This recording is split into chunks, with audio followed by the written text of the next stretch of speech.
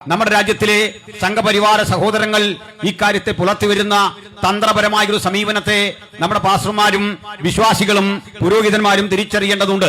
ഇത്തരം മീറ്റിംഗുകൾ, പൊതുയോഗങ്ങൾ, പൊതു ഇടങ്ങളിലെ നമ്മുടെ പരിപാടികൾ, ലഘുലേഖയുടെ വിതരണങ്ങൾ ഇതൊക്കെ നടക്കുന്ന ഇടത്ത് നമ്മുടെ അരികിലേക്ക് ഓടി വന്നിട്ട് കാവിയണിഞ്ഞ ചില സഹോദരന്മാർ ആക്ഷേപം ഉന്നയിക്കുകയും ഇത് ഞങ്ങൾ ഭൂരിപക്ഷ മേഖലയാണ്, നിങ്ങൾക്ക് ഇവിടെ ഇത് കൊടുക്കാൻ പാടില്ല, നിങ്ങൾ ഞങ്ങളുടെ വീടുകളിൽ കയറാൻ പാടില്ല ഇത്യാദി ചില കാര്യങ്ങൾ പറയും.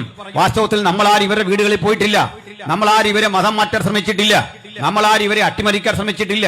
ഒരു ദുരുദ്ദേശത്തോടും കൂടെ പോകാതെ ബൈബിളും കയ്യിൽ എന്ത് വഴിയിൽ നിന്നുകൊണ്ട് മദ്യവും മയക്കുമരുന്നും സമൂഹത്തിന് വരുത്തുന്ന ദൂഷ്യവശങ്ങളെ കുറിച്ച് പറയുകയും നമ്മുടെ വിശ്വാസത്തിന്റെയും പ്രത്യാശയുടെയും ആകത്തുകയായ ബൈബിളിന്റെ ഉള്ളടക്കങ്ങൾ പ്രസംഗിക്കുകയും ചെയ്യുമ്പോൾ അത് കേട്ടിട്ട് അത് മതപരിവർത്തനമാണ് എന്ന് പറഞ്ഞുകൊണ്ട് ഈ ആളുകൾ അതിരൂക്ഷമായി ആക്രമിക്കുകയും ചെറുത്തു നിൽക്കാൻ പോലും സാഹചര്യമില്ലാത്ത വിധത്തിൽ ദൈവദാസന്മാർ ആക്രമിക്കപ്പെടുകയും ദൈവമക്കൾ പീഡിപ്പിക്കുകയും ചെയ്യപ്പെടുന്നത് ഒരു നിത്യസംഭവമായി മാറുന്നു. എന്നാൽ രണ്ടാമത്തെ ഒരു ഘട്ടമുണ്ട്. പ്രാദേശിക തലത്തിലെ ഇത്തരം നേതാക്കന്മാർ ആക്രമിക്കാൻ വന്നിട്ട് അല്ലെങ്കിൽ കുട്ടികളെ പ്രകോപിതരാക്കി പറഞ്ഞയച്ചിട്ട് അതിരൂക്ഷമായ ആക്രമണത്തിന് അനന്തരം വസ്തുതകൾ കൈവിട്ടുപോയി എന്നറിയുമ്പോൾ ഇതിന്റെ സംസ്ഥാന കമ്മിറ്റിയിലെ നേതാക്കന്മാർ വന്നിട്ട് ആശ്വാസമോതുന്ന ഒരു പ്രക്രിയയുണ്ട്. ചുരുക്കത്തിൽ ലോക്കൽ കമ്മിറ്റിക്കാരെ അടിക്കുക, സംസ്ഥാന കമ്മിറ്റി ക്ഷമ പറയുക. ഞാൻ ബഹുമാനനായ കുമ്മനം രാജശേഖരൻ ജിയോട് നേരിട്ട് പറഞ്ഞു, സാർ ഇതാണ് നിങ്ങളുടെ തന്ത്രം. ആ തന്ത്രം ഞങ്ങൾ മനസ്സിലാക്കിയിട്ടുണ്ട്. പ്രാദേശിക തലങ്ങളിൽ ആളുകളെ വിട്ടടിപ്പിച്ചിട്ട് അതിനുവേണ്ട നിയമസഹായം ചെയ്തിട്ട് അതിനുവേണ്ട എല്ലാ സഹായങ്ങളും ചെയ്തു കൊടുത്തിട്ട് സ്റ്റേറ്റ് കമ്മിറ്റി വന്നിട്ട് പറയാണ് ഞങ്ങളുടെ നയം ഇതല്ല, ഞങ്ങൾ മതേതരവാദികളാണ്, ഞങ്ങൾ പച്ചവെള്ളം ചവച്ചിറക്കുന്നവരാണ്, അതുകൊണ്ട് ഞങ്ങൾക്ക് വേണ്ടി പ്രാർത്ഥിക്കണം. ഇതിലൊക്കെ ചില പെട്ടുപോയ കുഞ്ഞാടുകളുണ്ട്. ഞാനൊരു കാര്യം ഉറപ്പായി പറയാം, ഒരു തരത്തിലും സംഘപരിവാരങ്ങൾക്ക് മനുഷ്യനെ സ്നേഹിക്കാൻ കഴിയുകയില്ല.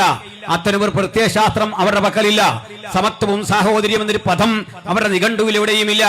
സമത്വം, സാഹോദര്യം, ജനാധിപത്യം ഇത്യാദി യാതൊരു പദങ്ങളും ജീവിതത്തിൽ പഠിച്ചിട്ടില്ലാത്തവർ വെറുക്കുന്നൊരു ഗ്രന്ഥം ലോകത്തുണ്ടെങ്കിൽ അത് ഇന്ത്യൻ ഭരണഘടനയാണ്.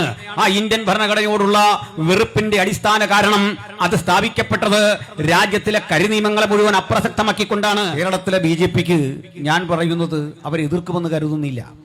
മാത്രമല്ല അവർ കൂടി ഈ മീറ്റിങ്ങിനെ സപ്പോർട്ട് ചെയ്യേണ്ടവരാണ്. എന്തുകൊണ്ടാണ് അവർ സപ്പോർട്ട് ചെയ്യേണ്ടതെന്ന് പറഞ്ഞാൽ, അല്ലെങ്കിൽ അവരുടെ നിലപാട് വസ്തുതാപരമല്ല എന്ന് പറയേണ്ടി വരും. അവർ തന്നെ പറയുന്നു ഞങ്ങളാണ് ഈ കന്യാസ്ത്രീകളെ ജാമ്യത്തിൽ ഇറക്കിയത്, അവർ തന്നെ പറയുന്നു ഞങ്ങളാണ് ഇതിനു വേണ്ടി പണിയെടുത്തത്, ഞങ്ങളാണ് പണിയെടുത്തതെന്ന് പറയുന്നതിൽ ഏറ്റവും മുൻപ് നിൽക്കുന്നത് ബഹുമാനപ്പെട്ട രാജീവ് ചന്ദ്രശേഖർജിയാണ്. ആ ചന്ദ്രശേഖർജി അതൊക്കെ ചെയ്തു എന്ന് കരുതിക്കൊണ്ട് ചില സഭാവിഭാഗങ്ങളുടെ മേധാവികൾ BJPയുടെ സംസ്ഥാന കമ്മിറ്റി ഓഫീസാകുന്ന മാരാർജി ഭവനിൽ ചെല്ലുകയും കേക്ക് മുറിക്കുകയും ചെയ്യുന്ന വാർത്തകൾ നമ്മൾ കണ്ടു. അതെന്തുമായിക്കൊള്ളട്ടെ, അങ്ങനെയെങ്കിൽ അവർ മറ്റൊന്നുകൂടി പറയുന്നു. ചന്ദ്രശേഖർജിയുടെ വാക്കുകൾ കേട്ടാൽ അദ്ദേഹം പറയുകയാണ് ഛത്തീസ്ഗഡ് ഗവൺമെന്റിന് തെറ്റുപറ്റിയിട്ടുണ്ട്, അവിടുത്തെ പോലീസിന് തെറ്റുപറ്റിയിട്ടുണ്ട്. കാരണം ഈ കന്യാസ്ത്രീകൾ മനുഷ്യക്കടത്തുകാരല്ല, ആ കന്യാസ്ത്രീകൾ നല്ല നല്ല മനുഷ്യരാണ്, നല്ല നല്ല ആളുകളാണ്, അവർക്ക് മതപരിവർത്തന ശ്രമങ്ങളില്ല. ആ കൂടെ ചന്ദ്രശേഖർജി മറ്റൊന്നുകൂടി പറയുന്നുണ്ട്, ആരാണ് ഈ മതപരിവർത്തനം നടത്തുന്നത് അറിയണ്ടേ, അതൊരു പറ്റം പെന്തക്കോസ്റ്റുകാരാണ്, അവരൊഴിച്ചാരും ഇവിടെ മതപരിവർത്തനം നടത്തുന്നില്ല. അങ്ങനെ ഈ നടന്ന സംഭവങ്ങൾ ക്ലീൻ ചിറ്റ് നൽകുകയും ഈ കന്യാസികൾക്ക് പിന്തുണ പ്രഖ്യാപിക്കുകയും ചെയ്തിട്ടുണ്ടെങ്കിൽ അതേ പിന്തുണ ഞങ്ങൾ ഇവിടെ കൊടുക്കുമ്പോൾ പ്രിയപ്പെട്ട BJPയുടെ നേതാക്കൾ ആരും പ്രകോപിതരാകേണ്ട കാര്യമൊന്നുമില്ല. കാരണം നിങ്ങളും ഞങ്ങളും ഈ സ്റ്റാൻഡ് ഒന്നാണെങ്കിൽ പിന്നെ എന്താണ് പ്രകോപിതരാകേണ്ടത്? നിങ്ങൾക്കും ഞങ്ങൾക്കും ഈ വിഷയത്തിൽ ഒരേ കാഴ്ചപ്പാടുള്ളതെങ്കിൽ എന്തിനാണ് പ്രകോപിതരാകേണ്ടത്? കാരണം കന്യാസികൾക്കെതിരെ ചാർജ് ചെയ്തത് അനാവശ്യമായ കുറ്റങ്ങളാണ്. ആ വകുപ്പുകൾ നിലനിൽക്കുന്നതല്ല. അവരിൽ മനുഷ്യക്കടത്ത് ആരോപിക്കാൻ കഴിയുകയില്ല. 18 വയസ്സിൽ താഴെയുള്ള കുട്ടികളെ നിർബന്ധിതമായി എന്തെങ്കിലും പറഞ്ഞവർ കടത്തിക്കൊണ്ടുപോന്നിട്ടില്ല. 18 വയസ്സിന് മീതെ പ്രായമുള്ള കുട്ടികൾ, ഈ കൂടെ ആദിവാസി യുവാവിനെ കൂടി അവിടെ എത്തിയിട്ടുണ്ട്. ഇത്തരം വസ്തുതകൾ പഠിച്ചുകൊണ്ട് തന്നെയാണ് ശ്രീ ചന്ദ്രശേഖർ പ്രതികരിക്കുന്നതെങ്കിൽ ആ പ്രതികരണം ഈ നാടിന്റെ പൾസ് മനസ്സിലാക്കിയാണ്, സ്പന്ദനം മനസ്സിലാക്കിയാണ്. ഞാൻ അതിന്റെ ചില കാര്യകാരണങ്ങളിലേക്ക് യഥോചിതമൊന്ന് വന്നിട്ട് ഈ വിശദാംശത്തിലേക്ക് കിടക്കാം. ഓൺലൈനിലൂടെ ലോകമെമ്പാടും ഇരുന്നു കൊണ്ട് ഈ സന്ദേശം ശ്രദ്ധിക്കുന്ന ഞങ്ങളുടെ സഹൃദയരായ മറ്റ് പ്രിയപ്പെട്ടവർ, ജാതിമത ഭേദമന്യേ നിങ്ങൾക്ക് ഏവർക്കും ഞങ്ങളുടെ പ്രമേയത്തിലേക്ക്, ഉള്ളടക്കത്തിലേക്ക് സ്വാഗതം. തൊടുപുഴ പ്രബുദ്ധരായൊരു ജനതയുടെ ദേശമാണ്. അങ്ങനെ ഒരു സ്ഥലത്ത് ഇതിനു മുമ്പും പലതവണ പ്രസംഗിക്കേണ്ടതിന് അവസരം സംജാതമായിട്ടുണ്ട്. എന്തായാലും ഇന്നത്തെ മീറ്റിങ്ങിന്റെ വ്യത്യാസം, ഇതൊരു സുവിശേഷ പ്രസംഗമോ ആധ്യാത്മിക ചിന്തകളെക്കുറിച്ചുള്ള വിശകലനമല്ല. മറിച്ച് ഇന്ത്യ എന്ന ഈ മഹത്തരമായ രാജ്യത്തിൽ തുല്യതയും സമത്വവും സാഹോദര്യമൊക്കെ വിളംബരം ചെയ്യേണ്ട ഒരു നാട്ടിൽ ഇന്ന് സംഭവിച്ചുകൊണ്ടിരിക്കുന്ന ചില മൂല്യാധിഷ്ഠിതമല്ലാത്ത പ്രവണതകളെപ്പറ്റി ചില വസ്തുതകളൊന്ന് ബോധ്യപ്പെടുത്തുക എന്നതിനു വേണ്ടിയാണ് ഈ സമ്മേളനം. ഈ സമ്മേളനത്തിൽ സാഗൂതം ഞങ്ങളെ വീക്ഷിക്കുന്ന വ്യാപാരി വ്യവസായി സുഹൃത്തുക്കൾ, നമുക്കും ഈ രാജ്യത്തിനും സംരക്ഷണം നൽകേണ്ടതിനു വേണ്ടി സന്നിഹിതരായ പോലീസ് അധികാരികൾ, മറ്റ് സുഹൃത്തുക്കൾ എല്ലാവരെയും ഞങ്ങളുടെ ഉള്ളടക്കത്തിലേക്ക്, ഞങ്ങളുടെ വിശകലനത്തിലേക്ക് സ്വാഗതം ചെയ്യുകയാണ്. എങ്കിൽ നിഷിദ്ധമായ ആ കർത്തവ്യത്തിലേക്ക് ഇതര മുഖവുരൽ കൂടാതെ കടക്കേണ്ടതുണ്ട്. നമ്മുടെ രാജ്യം ഇന്ന് കടന്നു പോകുന്ന ഏറ്റവും വേദനാജനകമായ പ്രവണതയെപ്പറ്റി പ്രത്യേകിച്ച് ബോധ്യപ്പെടുത്തേണ്ട കാര്യമില്ല. ഛത്തീസ്ഗഡിൽ മലയാളികളായ 2 കന്യാസ്ത്രീകൾ അതിദാരുണമായ വിധത്തിൽ അറസ്റ്റ് ചെയ്യപ്പെടുകയും കേട്ടുകേൾവിയില്ലാത്ത വിധം അവരുടെ മേൽ ജാമ്യമില്ലാത്ത വകുപ്പുകൾ ചുമത്തി ഭരണകൂടം ജയിലിലടക്കുകയും അതുപോലെ തന്നെ ദീർഘമായ 9 ദിവസങ്ങൾ പരിമിതമായ ജയിലിന്റെ ഉള്ളിലെ കാലാവസ്ഥയിലും ജീവിത സാഹചര്യങ്ങളിലും കഷ്ടപ്പെടുകയും ഒടുക്കം സെഷൻസ് കോടതി ജാമ്യ അപേക്ഷ നിരസിച്ച് തദനന്തരം ഛത്തീസ്ഗഡിലെ ഹൈക്കോടതി അവർക്ക് ജാമ്യം അനുവദിക്കുകയും ചെയ്തിരിക്കുന്നു. ഈ ജാമ്യം ഞങ്ങളാണ് നേടിത്തന്നത് എന്ന രൂപേണ അതിൻ്റെ അധികാരികളാകാൻ ശ്രമിക്കുന്ന നിരവധി ആളുകളെയും അവരുടെ പ്രവണതകളെയും നമ്മൾ കണ്ടു. ഈ ഒരു പശ്ചാത്തലം നിലനിൽക്കെ തന്നെ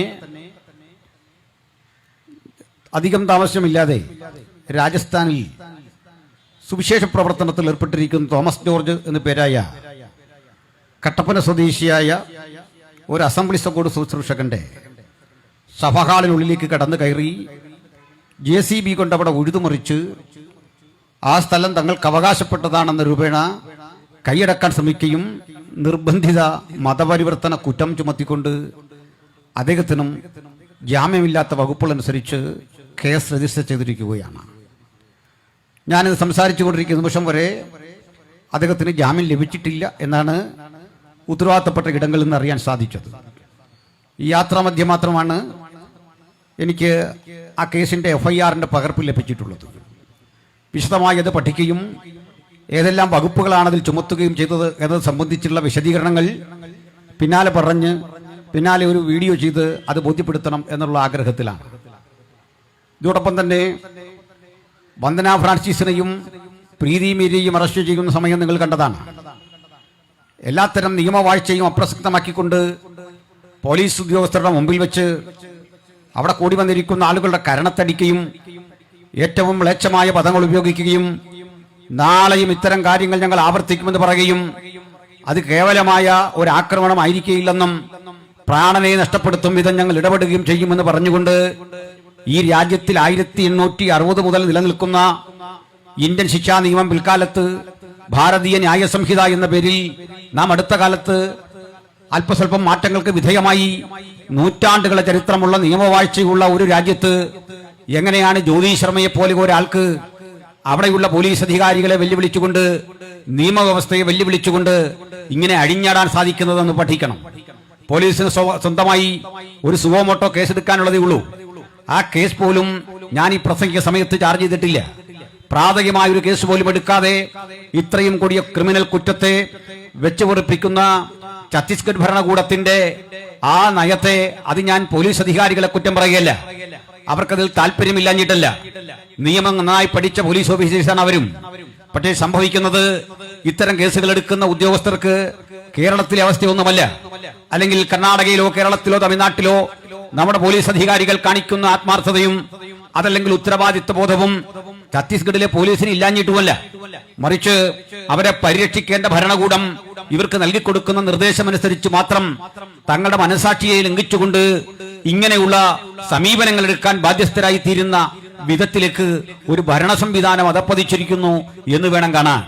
ഇനിയും നിരവധി പ്രവണതകൾ നമ്മുടെ മുമ്പിലുണ്ട്. ആയിരക്കണക്കിന് സുവിശേഷകർ ഇന്ത്യയിലെ പല ജയിലുകളിൽ അടയ്ക്കപ്പെട്ടിട്ടുണ്ട്. ഏറ്റവും ഒടുവിൽ മറ്റൊരു ഉദാഹരണം കൂടി കണ്ടത് കേരളത്തിലെ വയനാട് ജില്ലയിൽ സുൽത്താൻ ബത്തേരി എന്ന പ്രസിദ്ധമായ സ്ഥലത്ത് ഒരു വാഹനത്തിൽ ലഘുലേഖകൾ വിതരണം ചെയ്യാൻ പോയ ഒരു സുവിശേഷകനെ തടഞ്ഞു നിർത്തി അദ്ദേഹത്തിനെ അടിക്കുകയും തദനന്തരം കാല് വെട്ടുമെന്ന് ഭീഷണിപ്പെടുത്തുകയും ചെയ്തുകൊണ്ട് ഈ വീഡിയോ പിടിച്ചാൽ വിഷയമൊന്നുമില്ല, നിങ്ങൾ ചോദിക്കുന്ന ചോദ്യത്തിന് ഉത്തരം തരണമെന്ന് കാർക്കശ്യ ബുദ്ധിയോടെ പറയുകയും ചെയ്യുന്നത് കിട്ടിയിട്ടുണ്ട്. പ്രിയപ്പെട്ടവരെ, പൗരന്മാർ എന്ന നിലയിൽ ചോദിക്കുന്ന ചോദ്യങ്ങൾക്ക് ഉത്തരം കൊടുക്കാൻ നമുക്ക് ബാധ്യതയുള്ള രണ്ട് സ്ഥലങ്ങളേ ഉള്ളൂ. അതൊന്ന് ബഹുമാനപ്പെട്ട അന്വേഷണ ഉദ്യോഗസ്ഥർ ചോദിക്കുന്ന ചോദ്യങ്ങളോടാണ്. അതും നിയമപരമായി ചോദിച്ചിരിക്കണം, അതും മാന്യമായി ചോദിച്ചിരിക്കണം. ചോദ്യം ചെയ്യപ്പെടുന്ന ആളിന്റെ അന്തസ്സിനും ആഭിജാത്യത്തിനും കോട്ടം വരാത്ത വിധത്തിൽ ചോദ്യം ചോദിക്കുന്ന പോലീസ് അധികാരികളോടും കോടതിക്ക് മുമ്പാകെ അല്ലാതെ യാതൊരു ചോദ്യങ്ങൾക്കും ഉത്തരം പറയാനുള്ള ബാധ്യത നമുക്കാർക്കും ഇല്ല എന്നുള്ളൊരു സത്യം പോലും അറിയാതെ അതിദാരുണമായി ആ മനുഷ്യനെ പീഡിപ്പിക്കുമ്പോൾ സോഷ്യൽ മീഡിയ എന്നൊരു സംവിധാനം ഇല്ലായിരുന്നെങ്കിൽ, ഇതുവഴി ഇത് ടെലികാസ്റ്റ് ചെയ്യാൻ കഴിയുമായിരുന്നില്ലെങ്കിൽ എന്തായിരുന്നു അവിടെ നടക്കുന്നത് എന്ന് സാമാന്യനെ ചിന്തിക്കാൻ നമുക്കിന്ന് സാധിക്കും. അപ്പോൾ ഒരു കാര്യം മനസ്സിലാക്കണം, ഞാനും നിങ്ങളും ചിന്തിച്ചു വശായതുപോലെ ഇത് ഏതെങ്കിലും വടക്കേ ഇന്ത്യൻ ഗ്രാമങ്ങളിൽ മാത്രം നടക്കുന്ന ഒറ്റപ്പെട്ട സംഭവമല്ല. ഇതാ ഒരു നേരിയ ബലം കൈവരിക്കപ്പെട്ട ഘട്ടത്തിൽ അവരിതാ രാജ്യത്തെ മുഴുവൻ ഒറ്റയടിക്ക് അട്ടിമറിച്ചുകൊണ്ട് ഈ രാജ്യത്തിന്റെ എല്ലാ മേഖലകളിലും ഞങ്ങൾക്കാണ് ആധിപത്യമെന്ന് എന്ന് വരുത്തി തീർത്തുകൊണ്ട് അതിശക്തമായി പ്രതികരിക്കുന്ന നിയമം കയ്യിലെടുക്കുന്ന ഒരു കാലഘട്ടത്തിൽ നമ്മൾ വന്നെത്തിയിരിക്കുകയാണ്. ഇവിടെ ഞാൻ ഈ വസ്തുതകൾ പറയുമ്പോൾ ഞാൻ വിശ്വസിക്കുന്നില്ല കേരളത്തിലെ BJPക്ക് ഞാൻ പറയുന്നത് അവർ എതിർക്കുമെന്ന് കരുതുന്നില്ല. മാത്രമല്ല, അവർ കൂടി ഈ മീറ്റിങ്ങിനെ സപ്പോർട്ട് ചെയ്യേണ്ടവരാണ്. എന്തുകൊണ്ടാണ് അവർ സപ്പോർട്ട് ചെയ്യേണ്ടതെന്ന് പറഞ്ഞാൽ, അല്ലെങ്കിൽ അവരുടെ നിലപാട് വസ്തുതാപരമല്ല എന്ന് പറയേണ്ടി വരും. അവർ തന്നെ പറയുന്നു ഞങ്ങളാണ് ഈ കന്യാസ്ത്രീകളെ ജാമ്യത്തിൽ ഇറക്കിയത്, അവർ തന്നെ പറയുന്നു ഞങ്ങളാണ് ഇതിനു വേണ്ടി പണിയെടുത്തത്, ഞങ്ങളാണ് പണിയെടുത്തതെന്ന് പറയുന്നതിൽ ഏറ്റവും മുൻപ് നിൽക്കുന്നത് ബഹുമാനപ്പെട്ട രാജീവ് ചന്ദ്രശേഖർജിയാണ്. ആ ചന്ദ്രശേഖർജി അതൊക്കെ ചെയ്തു എന്ന് കരുതിക്കൊണ്ട് ചില സഭാവിഭാഗങ്ങളുടെ മേധാവികൾ BJPയുടെ സംസ്ഥാന കമ്മിറ്റി ഓഫീസാകുന്ന മാരാർജി ഭവനിൽ ചെല്ലുകയും കേക്ക് മുറിക്കുകയും ചെയ്യുന്ന വാർത്തകൾ നമ്മൾ കണ്ടു. അതെന്തുമായി കൊള്ളട്ടെ, അങ്ങനെയെങ്കിൽ അവർ മറ്റൊന്നുകൂടി പറയുന്നു. ചന്ദ്രശേഖർജിയുടെ വാക്കുകൾ കേട്ടാൽ അദ്ദേഹം പറയുകയാണ് ഛത്തീസ്ഗഡ് ഗവൺമെന്റിന് തെറ്റുപറ്റിയിട്ടുണ്ട്, അവിടുത്തെ പോലീസിന് തെറ്റുപറ്റിയിട്ടുണ്ട്. കാരണം ഈ കന്യാസ്ത്രീകൾ മനുഷ്യക്കടത്തുകാരല്ല, ആ കന്യാസ്ത്രീകൾ നല്ല നല്ല മനുഷ്യരാണ്, നല്ല നല്ല ആളുകളാണ്, അവർക്ക് മതപരിവർത്തന ശ്രമങ്ങളില്ല. ആ കൂടെ ചന്ദ്രശേഖർജി മറ്റൊന്നുകൂടി പറയുന്നുണ്ട്, ആരാണ് ഈ മതപരിവർത്തനം നടത്തുന്നത് അറിയണ്ടേ, അതൊരു പറ്റം പെന്തക്കോസ്തുകാരാണ്, അവരൊഴിച്ചാരും ഇവിടെ മതപരിവർത്തനം നടത്തുന്നില്ല. അങ്ങനെ ഈ നടന്ന സംഭവങ്ങൾ ക്ലീൻ ചിറ്റ് നൽകുകയും ഈ കന്യാസികൾക്ക് പിന്തുണ പ്രഖ്യാപിക്കുകയും ചെയ്തിട്ടുണ്ടെങ്കിൽ അതേ പിന്തുണ ഞങ്ങൾ ഇവിടെ കൊടുക്കുമ്പോൾ പ്രിയപ്പെട്ട BJPയുടെ നേതാക്കൾ ആരും പ്രകോപിതരാകേണ്ട കാര്യമൊന്നുമില്ല. കാരണം നിങ്ങളും ഞങ്ങളും ഈ സ്റ്റാൻഡ് ഒന്നാണെങ്കിൽ പിന്നെ എന്താണ് പ്രകോപിതരാകേണ്ടത്? നിങ്ങൾക്കും ഞങ്ങൾക്കും ഈ വിഷയത്തിൽ ഒരേ കാഴ്ചപ്പാടുള്ളതെങ്കിൽ എന്തിനാണ് പ്രകോപിതരാകേണ്ടത്? കാരണം കന്യാസികൾക്കെതിരെ ചാർജ് ചെയ്തത് അനാവശ്യമായ കുറ്റങ്ങളാണ്, ആ വകുപ്പുകൾ നിലനിൽക്കുന്നതല്ല, അവരിൽ മനുഷ്യക്കടത്ത് ആരോപിക്കാൻ കഴിയുകയില്ല. 18 വയസ്സിൽ താഴെയുള്ള കുട്ടികളെ നിർബന്ധിതമായി എന്തെങ്കിലും പറഞ്ഞവർ കടത്തിക്കൊണ്ടുപോന്നിട്ടില്ല. 18 വയസ്സിന് മീതെ പ്രായമുള്ള കുട്ടികൾ ഈ കൂടെ ആദിവാസി യുവാവിനെ കൂടി അവിടെ ഇട്ടിട്ടുണ്ട്. ഇത്തരം വസ്തുതകൾ പഠിച്ചുകൊണ്ട് തന്നെയാണ് ശ്രീ ചന്ദ്രശേഖർ പ്രതികരിക്കുന്നതെങ്കിൽ ആ പ്രതികരണം ഈ നാടിന്റെ പൾസ് മനസ്സിലാക്കിയാണ്, സ്പന്ദനം മനസ്സിലാക്കിയാണ്. ഞാൻ അതിന്റെ ചില കാര്യകാരണങ്ങളിലേക്ക് യഥോചിതമൊന്ന് വന്നിട്ട് ഈ വിശദാംശത്തിലേക്ക് കിടക്കാം. നമ്മുടെ രാജ്യത്തിലെ സംഘപരിവാര സഹോദരങ്ങൾ ഈ കാര്യത്തെ പുലർത്തിവരുന്ന തന്ത്രപരമായ ഒരു സമീപനത്തെ നമ്മുടെ പാസ്റ്റർമാരും വിശ്വാസികളും പുരോഹിതന്മാരും തിരിച്ചറിയേണ്ടതുണ്ട്. ഇത്തരം മീറ്റിങ്ങുകൾ, പൊതുയോഗങ്ങൾ, പൊതു ഇടങ്ങളിലെ നമ്മുടെ പരിപാടികൾ, ലഘുലേഖയുടെ വിതരണങ്ങൾ ഇതൊക്കെ നടക്കുന്ന ഇടത്ത് നമ്മുടെ അരികിലേക്ക് ഓടി വന്നിട്ട് കാവിയണിഞ്ഞ ചില സഹോദരന്മാർ ആക്ഷേപം ഉന്നയിക്കുകയും ഇത് ഞങ്ങൾ ഭൂരിപക്ഷ മേഖലയാണ്, നിങ്ങൾക്ക് ഇവിടെ ഇത് കൊടുക്കാൻ പാടില്ല, നിങ്ങൾ ഞങ്ങളുടെ വീടുകളിൽ കയറാൻ പാടില്ല ഇത്യാദി ചില കാര്യങ്ങൾ പറയും. വാസ്തവത്തിൽ നമ്മളാരും ഇവരുടെ വീടുകളിൽ പോയിട്ടില്ല, നമ്മളാരും ഇവരെ മതം മാറ്റാൻ ശ്രമിച്ചിട്ടില്ല, നമ്മളാരും ഇവരെ അട്ടിമറിക്കാൻ ശ്രമിച്ചിട്ടില്ല.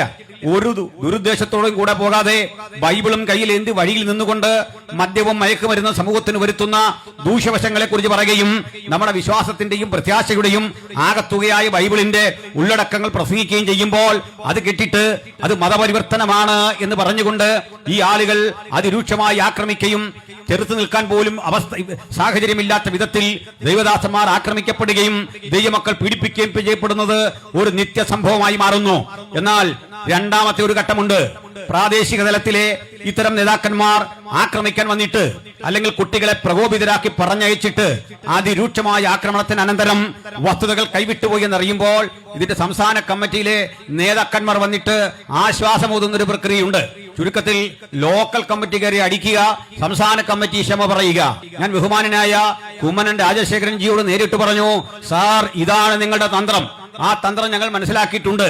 പ്രാദേശിക തലങ്ങളിൽ ആളുകളെ വിട്ടടിപ്പിച്ചിട്ട് അതിനുവേണ്ട നിയമസഹായം ചെയ്തിട്ട് അതിനുവേണ്ട എല്ലാ സഹായങ്ങളും ചെയ്തു കൊടുത്തിട്ട് സ്റ്റേറ്റ് കമ്മിറ്റി വന്നിട്ട് പറയാണ്, ഞങ്ങളുടെ നയം ഇതല്ല, ഞങ്ങൾ മതേതരവാദികളാണ്, ഞങ്ങൾ പച്ചവെള്ളം ചവച്ചിറക്കുന്നവരാണ്, അതുകൊണ്ട് ഞങ്ങൾക്ക് വേണ്ടി പ്രാർത്ഥിക്കണം. ഇതിലൊക്കെ ചില പെട്ടുപോയ കുഞ്ഞാടുകളുണ്ട്. ഞാനൊരു കാര്യം ഉറപ്പായി പറയാം, ഒരു തരത്തിലും സംഘപരിവാരങ്ങൾക്ക് മനുഷ്യനെ സ്നേഹിക്കാൻ കഴിയുകയില്ല. അത്തരമൊരു പ്രത്യയശാസ്ത്രം അവരുടെ പക്കലില്ല. സമത്വവും സാഹോദര്യം എന്നൊരു പദം അവരുടെ നിഘണ്ടുവിൽ എവിടെയുമില്ല. സമത്വം, സാഹോദര്യം, ജനാധിപത്യം ഇത്യാദി യാതൊരു പദങ്ങളും ജീവിതത്തിൽ പഠിച്ചിട്ടില്ലാത്തവർ വെറുക്കുന്നൊരു ഗ്രന്ഥം ലോകത്തുണ്ടെങ്കിൽ അത് ഇന്ത്യൻ ഭരണഘടനയാണ്. ആ ഇന്ത്യൻ ഭരണഘടനയോടുള്ള വെറുപ്പിന്റെ അടിസ്ഥാന കാരണം അത് സ്ഥാപിക്കപ്പെട്ടത് രാജ്യത്തിലെ കരിനിയമങ്ങളെ മുഴുവൻ അപ്രസക്തമാക്കിക്കൊണ്ടാണ്. നമുക്കറിയാം, ഒരു കാലഘട്ടത്തിൽ ഈ രാജ്യം കടന്നുപോയ ഏറ്റവും വേദനാജനകമായ ചില സാഹചര്യങ്ങൾ ഉണ്ടായിരുന്നു. ഈ രാജ്യത്തിന്റെ നിയമവ്യവസ്ഥിതി എന്തായിരുന്നു? ഞാൻ അത്തരം ചില കാര്യങ്ങളെ കുറിച്ച് പറഞ്ഞ നിരവധി പരാമർശങ്ങൾ ഇവിടെ കിടപ്പുണ്ട്. ഞാൻ അതിനെ സംക്ഷിപ്തമായി ചില കാര്യങ്ങൾ ഒന്ന് ബോധ്യപ്പെടുത്താം. അതിലൊരു അപവാദമായിട്ടുള്ളത്, നമ്മൾ പാൽപ്പൊടി കൊടുത്തും മറ്റ് ഭൗതികമായ കാര്യങ്ങളൊക്കെ കൊടുത്തും ആളുകളെ മതം മാറ്റുന്നു എന്നൊരു പ്രക്രിയയാണ്. പ്രിയപ്പെട്ടവരെ, എന്നിട്ട് മറുഭാഗത്ത് ഇവർ പറയുന്ന ഒരു കാര്യമുണ്ട്. പാൽപ്പൊടി കൊടുത്തു, വസ്ത്രം കൊടുത്തു, പാവപ്പെട്ടവരുടെ ദൈന്യത മുതലെടുത്തുകൊണ്ട് അവരരികിലേക്ക് ചെന്ന് അവരെ മതം മാറ്റാൻ ശ്രമിച്ചു എന്നൊക്കെയാണ് പറയുന്നത്. പക്ഷേ മറുഭാഗത്ത് പറയും, ഇന്ത്യ വലിയ പാരമ്പര്യമുള്ള ഒരു നാടാണ്, ഇന്ത്യക്ക് മഹത്തായ ആർഷഭാരത സംസ്കാരമുണ്ട്. ആ സംസ്കാരം സായിപ്പ് വന്ന് തച്ചുടച്ചു കളഞ്ഞു. മഹത്തരമായി പാരമ്പര്യമുണ്ടെന്ന് പറയുന്ന അതേ നാവ് കൊണ്ട് പറയും, 5000 വർഷം പഴക്കമുള്ള ഞങ്ങളുടെ ഈ പാരമ്പര്യത്തെ സായിപ്പ് പാൽപ്പൊടി കൊണ്ടുവന്നിട്ട് നശിപ്പിച്ചു. എന്റെ സ്നേഹിത, ലജ്ജാവഹമല്ലേ നിങ്ങൾ ഈ പറയുന്നത്? ഋഷിമാർ കാടുകളിൽ ഇരുന്ന്, വനാന്തരങ്ങളിൽ ഇരുന്ന് കഷ്ടപ്പെട്ട് നിഗൂഢതയോടെ പ്രാപിച്ച വെളിപ്പാടുകൾ മുഴുവൻ സായിപ്പ് കൊണ്ടുവന്ന പാൽപ്പൊടിക്കകത്ത് തകർന്നു പോകുമെങ്കിൽ പാൽപ്പൊടിക്കാണോ ശ്രേഷ്ഠതയുള്ളത്? 5000 വർഷത്തെ പാരമ്പര്യത്തിനാണോ? 5000 വർഷത്തെ പരമ്പരാഗതമായ സാംസ്കാരിക മൂല്യമുണ്ടെന്ന് വീമ്പിളക്കുന്ന നിങ്ങൾ കേവലം പാൽപ്പൊടി കണ്ടപ്പോൾ ആ പാൽപ്പൊടിക്ക് പിന്നാലെ പോകുന്ന ആളുകളെ എങ്ങനെയാണ് സൃഷ്ടിച്ചെടുത്തത് എന്ന് പഠിക്കണം. ഞാൻ അതിന്റെ ചില ചരിത്രപരമായ സംഗതികൾ ഒന്ന് വിശദീകരിക്കാൻ ബാധ്യസ്ഥനായി തീരുകയാണ്. അതിലേക്ക് നമുക്ക് ഒന്ന് അടുത്തു വരാം. പ്രിയപ്പെട്ടവരെ, ഞാൻ വളരെ കൃത്യതയോടെ പറയാം, ഈ രാജ്യത്തിലേക്ക് വിദേശികൾ വന്നതും വിദേശികൾക്ക് ഈ രാജ്യത്തെ അടിയറവ് വെച്ചതുമായ ചില ചരിത്ര സംഗതികൾ കൂടി പഠിക്കേണ്ടതുണ്ട്. എന്തെങ്കിലും നമ്മൾ സംസാരിച്ചാലുടൻ നമ്മൾ അമേരിക്കൻ ചാരന്മാരാണ്, വിദേശ പണം പറ്റിക്കൊണ്ട് ഇന്ത്യയിൽ സുവിശേഷം ചെയ്യുകയാണ്. പക്ഷെ മറ്റൊന്നുകൂടി അറിയണം, കഴിഞ്ഞ 13 കൊല്ലങ്ങൾ ഈ രാജ്യത്തിലെ പ്രധാനപ്പെട്ട ആത്മീയ സംഘടനകളെ മുഴുവൻ ഫോറിൻ കറൻസികൾ വരുവാനുള്ള സകല ചാനലുകളും അടച്ചു. ആ രജിസ്ട്രേഷൻ മുഴുവൻ റദ്ദാക്കി. പ്രധാനപ്പെട്ട സുവിശേഷ സംഘടനകളുടെ വരുമാന സ്രോതസ്സുകൾ മുഴുവൻ അങ്ങനെ അടച്ചു. കാരണം FCRA, foreign currency regulating act, FERA, ഈ സംവിധാനം മുഖാന്തരം ലഭ്യമാകേണ്ട ഈ ഫോറിൻ മണി മാറിയെടുക്കാനുള്ള സൗകര്യങ്ങൾ മുഴുവൻ അപ്രസക്തമാക്കി. എന്നാൽ ഈ രാജ്യത്ത് ഏറ്റവും അധികം ഫോറിൻ മണി കരഗതമാക്കുന്നത് ഡേറ്റ വെച്ച് എനിക്ക് പറയാനായിട്ട് സാധിക്കും, അതൊരിക്കലും ഇന്ത്യയിലെ ക്രൈസ്തവരല്ല. 1, 2 സ്ഥാനത്ത് ഇന്ത്യയിലെ ക്രൈസ്തവരല്ല ഫോറിൻ മണി ഏറ്റവും അധികം കളക്ട് ചെയ്യുന്നത്. പിന്നെ ആരാണെന്ന് അറിയണ്ടേ? അമൃതാനന്ദമയി മഠത്തിനാണ് ഏറ്റവും അധികം വിദേശ വരുമാനമുള്ളത്. ആ സ്ഥാപനം ഓഡിറ്റിംഗിന് വിധേയമാക്കണമെന്ന് പറയാൻ തുടങ്ങിയിട്ട് കാലം കുറയായി. അത് നിർവഹിക്കാത്ത ഈ രാജ്യത്തിലെ ഭരണകൂടം ഞങ്ങളുടെ ഇത്തരം FCRകളെ റദ്ദ് ചെയ്ത് കഴിഞ്ഞ 13 കൊല്ലം കൊണ്ട് വീർപ്പ് മുട്ടിക്കാൻ ശ്രമിച്ചിട്ടും ഞങ്ങൾക്കൊരു കാര്യം അറിയാം, ഞങ്ങളുടെ പ്രവർത്തനങ്ങൾ മുമ്പോട്ട് പോകുന്നത് സായിപ്പിന്റെ മടിശീല കണ്ടോ അവിടെ ഒഴുകുന്ന പണത്തിന്റെ കുത്തൊഴുക്ക് കൊണ്ടോ അല്ല, ആത്മാർത്ഥമായി മുണ്ടുമുറുക്കി ഉടുത്തുകൊണ്ട് ഞങ്ങൾ വിശ്വസിക്കുന്ന വിശ്വാസ പ്രമാണത്തിന് വേണ്ടി ധീരധീരം നിൽക്കാനുള്ള, പട്ടിണി സഹിച്ചും ദാരിദ്ര്യം സഹിച്ചും ഞങ്ങൾ എന്താണ് പ്രാപിച്ചത് അറിഞ്ഞത് അത് ഉലകത്തോട് പ്രസംഗിക്കാനുള്ള ഞങ്ങളുടെ ആത്മാർത്ഥതയാണ് കൈമുതൽ. അതുകൊണ്ട് നിങ്ങളൊരു കാര്യം പഠിക്കണം, കഴിഞ്ഞ 13 കൊല്ലം കൊണ്ട് ഈ രാജ്യത്ത് ഞങ്ങളുടെ വളർച്ച ഗണ്യമായ നിലയിൽ പുരോഗതി കൈവരിച്ചിട്ടുണ്ട്. 2.5% എന്നറിയപ്പെടുന്ന ഞങ്ങളുടെ ആകത്തുക ശതമാനക്കണക്കിൽ ഗണ്യമായ വിധത്തിൽ വർധന വന്നത് ആദരണീയനായ മോഡിജി ഇന്ത്യ ഭരിക്കും കാലത്താണെങ്കിൽ മോഡിജിയെ പോലെയോ അല്ലെങ്കിൽ മോഡിജി തന്നെയോ അടുത്തൊരു 10 വർഷം കൂടി ഇന്ത്യ ഭരിച്ചാലും ഞങ്ങൾക്ക് മോഡിജിയോട് വിരോധമില്ല, ഈ ഭരണകൂടത്തോട് വിരോധമില്ല, സംഘപരിവാര ശക്തികളുടെ വിരോധമില്ല, ഞങ്ങൾക്കാർക്കും ശത്രുക്കളില്ല. അതിന്റെ കാരണം ഞങ്ങളുടെ ഗുരുനാഥൻ പഠിപ്പിച്ചത് നിങ്ങൾക്ക് യുദ്ധമുണ്ട്, പോരാട്ടമുണ്ട്, അത് ആയുധമെടുത്തല്ല, ആശയം കൊണ്ടുള്ള യുദ്ധമാണ്. നിങ്ങൾക്ക് പോരാട്ടമുണ്ട്, അത് ഏതെങ്കിലും മനുഷ്യനോടല്ല, ബൈബിളിന്റെ ഭാഷയിൽ പറഞ്ഞാൽ അത് ജഡരക്തങ്ങളോടല്ല, വാഴ്ചകളോടും അധികാരങ്ങളോടും സ്വർലോകങ്ങളുടെ ദുഷ്ടാത്മസേനകളോടും പോരാടിക്കൊണ്ട് 2000 ആണ്ടായി ഇഹലോകത്തിൽ ഉറപ്പിക്കപ്പെട്ട ഈ മാർഗത്തെ ഉന്മൂലനം ചെയ്യാൻ പടപ്പുറപ്പാട് നടത്തിയ റോമൻ ഭരണകൂടം മുതൽ ഇന്ത്യയിലെ സമകാലിക ഭരണകൂടം വരെയുള്ളവരുടെ ചരിത്രം പഠിച്ചാൽ എവിടെയും മുട്ടുമടക്കാതെ ആർജവത്തോടെ മരണത്തിന്റെ മുമ്പിൽ മേൽപ്പിച്ചു കൊടുത്തുകൊണ്ട് തിരിച്ചടിക്കാൻ കൈയോങ്ങാതെ വാള് കയ്യിൽ നിന്നെടുക്കാതെ ആയുധം കയ്യിലെടുക്കാതെ ആശയ സമരത്തിന്റെ പന്താവിൽ ഉജ്ജ്വലമായി രൂപപ്പെടുത്തിയ അതുല്യമായ മാർഗത്തിന്റെ പേരാണ് ക്രിസ്ത്യാനിറ്റി.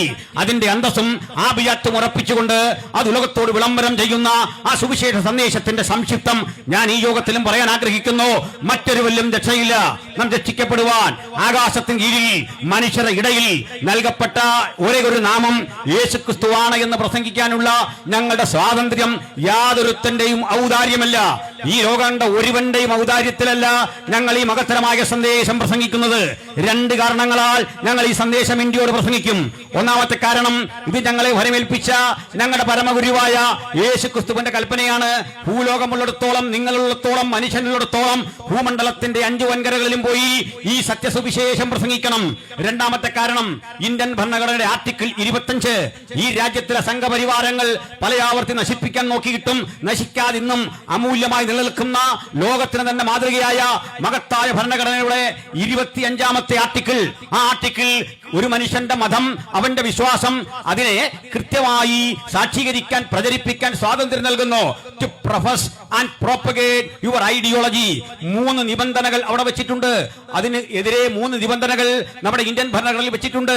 ഞാൻ ആ ഭരണഘടനയുടെ ഒരു ആധികാരിക കോപ്പിയുമായിട്ടാണ് ഇവിടെ വന്നിരിക്കുന്നത്. ഇന്നത്തെ പ്രസംഗത്തിൽ ബൈബിൾ മാത്രമല്ല എന്റെ പക്കലുള്ളത്, ഇന്ത്യൻ ഭരണഘടനയുടെ ഒരു കോപ്പി കൂടിയാണ്. അത് ഇന്ത്യൻ ഭരണഘടന MVP എഴുതിയ ഇന്ത്യൻ ഭരണഘടനയുടെ ആ പതിപ്പ് കയ്യിലുണ്ടായിരുന്നു. പക്ഷേ ഞാൻ ജുഡീഷ്യൽ അക്കാദമിയിൽ തന്നെ വാങ്ങിയ ഇന്ത്യൻ ഭരണഘടനയുടെ ശ്രീ ചതുർവേദി ഒപ്പിട്ട, അന്നത്തെ നിയമ വ്യവഹാര സെക്രട്ടറി ഒപ്പിട്ട ആ പുസ്തകം തന്നെ വാങ്ങണമെന്ന് നിർബന്ധമുണ്ടായിരുന്നു. അതിന്റെ ഒരു പോർഷൻ ഇംഗ്ലീഷും അടുത്ത പോർഷൻ മലയാളവുമാണ്. അതിൽ 25ാമത്തെ ആർട്ടിക്കിൾ കൃത്യമായി രേഖപ്പെടുത്തിയിരിക്കുന്നു, നിങ്ങളുടെ പ്രസംഗം, നിങ്ങളുടെ മതപ്രചരണം 3 കാര്യങ്ങൾക്ക് വിരുദ്ധമായി തീരരുത്.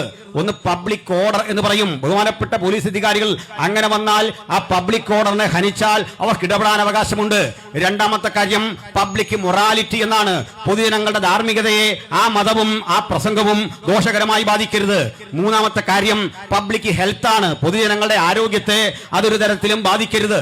ഈ 3 നിബന്ധനകൾ പാലിച്ചുകൊണ്ട് നമ്മൾ വിശ്വസിക്കുന്ന മതത്തിന്റെയോ വിശ്വാസത്തിന്റെയോ ഉള്ളടക്കങ്ങളെ ഉലകത്തോട് പ്രസംഗിക്കാൻ നമുക്കുള്ള സ്വാതന്ത്ര്യത്തിന്റെ രണ്ടാമത്തെ കാരണം ഭരണഘടനയാണ് എന്ന് പറയാനുള്ള എന്റെ അവകാശത്തെ ഞാൻ ആർക്കും അടിയറ വയ്ക്കാൻ ആഗ്രഹിക്കുന്നില്ല. ഈ കാര്യങ്ങൾ പറയുന്നത് ആരോടും പിണങ്ങിയല്ല, ആധികാരികമായി പറയുന്നു എന്ന് മാത്രം. ഇനി ഈ സുവിശേഷകര് ഇന്ത്യ മഹാരാജ്യത്തോട് എന്ത് ചെയ്തു എന്നാണ് ഈ സുഹൃത്തുക്കൾ പറയുന്നത്. അത് സംബന്ധിച്ചും ചില കാര്യങ്ങൾ പറയാനുണ്ട്. കാരണം നമ്മൾ വിദേശികളോടെങ്ങാണ്ട് ഒട്ടി നിന്നു, വിദേശികൾക്ക് വേണ്ടി എന്തൊക്കെയോ വിടുപണി ചെയ്തു, വിദേശികളുടെ പക്ഷത്തു നിന്നോ സ്വാതന്ത്ര്യ സമരത്തിൽ നിന്നും നമ്മുടെ ഒന്നും പങ്കാളിത്തമില്ല. ഒന്നാമതേ സംഘികൾ ചരിത്രം വായിക്കാറില്ല, അതാണ് അവരുടെ ഏറ്റവും വലിയ ഗതികേട്. അതുകൊണ്ട് നിങ്ങൾ ചരിത്രം വായിക്കുന്നില്ലെങ്കിൽ നിങ്ങളെ ഞങ്ങൾക്ക് ചരിത്രം പഠിപ്പിക്കേണ്ടി വരും. ആ ചരിത്രം പഠിക്കുന്നതോടുകൂടി ഉണ്ടാകാൻ പോകുന്ന ചില ഭവിഷ്യത്തുകൾ, നിങ്ങളിവിടെ കെട്ടിപ്പൊക്കിയ ചില നിഗൂഢതകളുടെ കോട്ടകളൊക്കെ ഇടിഞ്ഞു പോകും.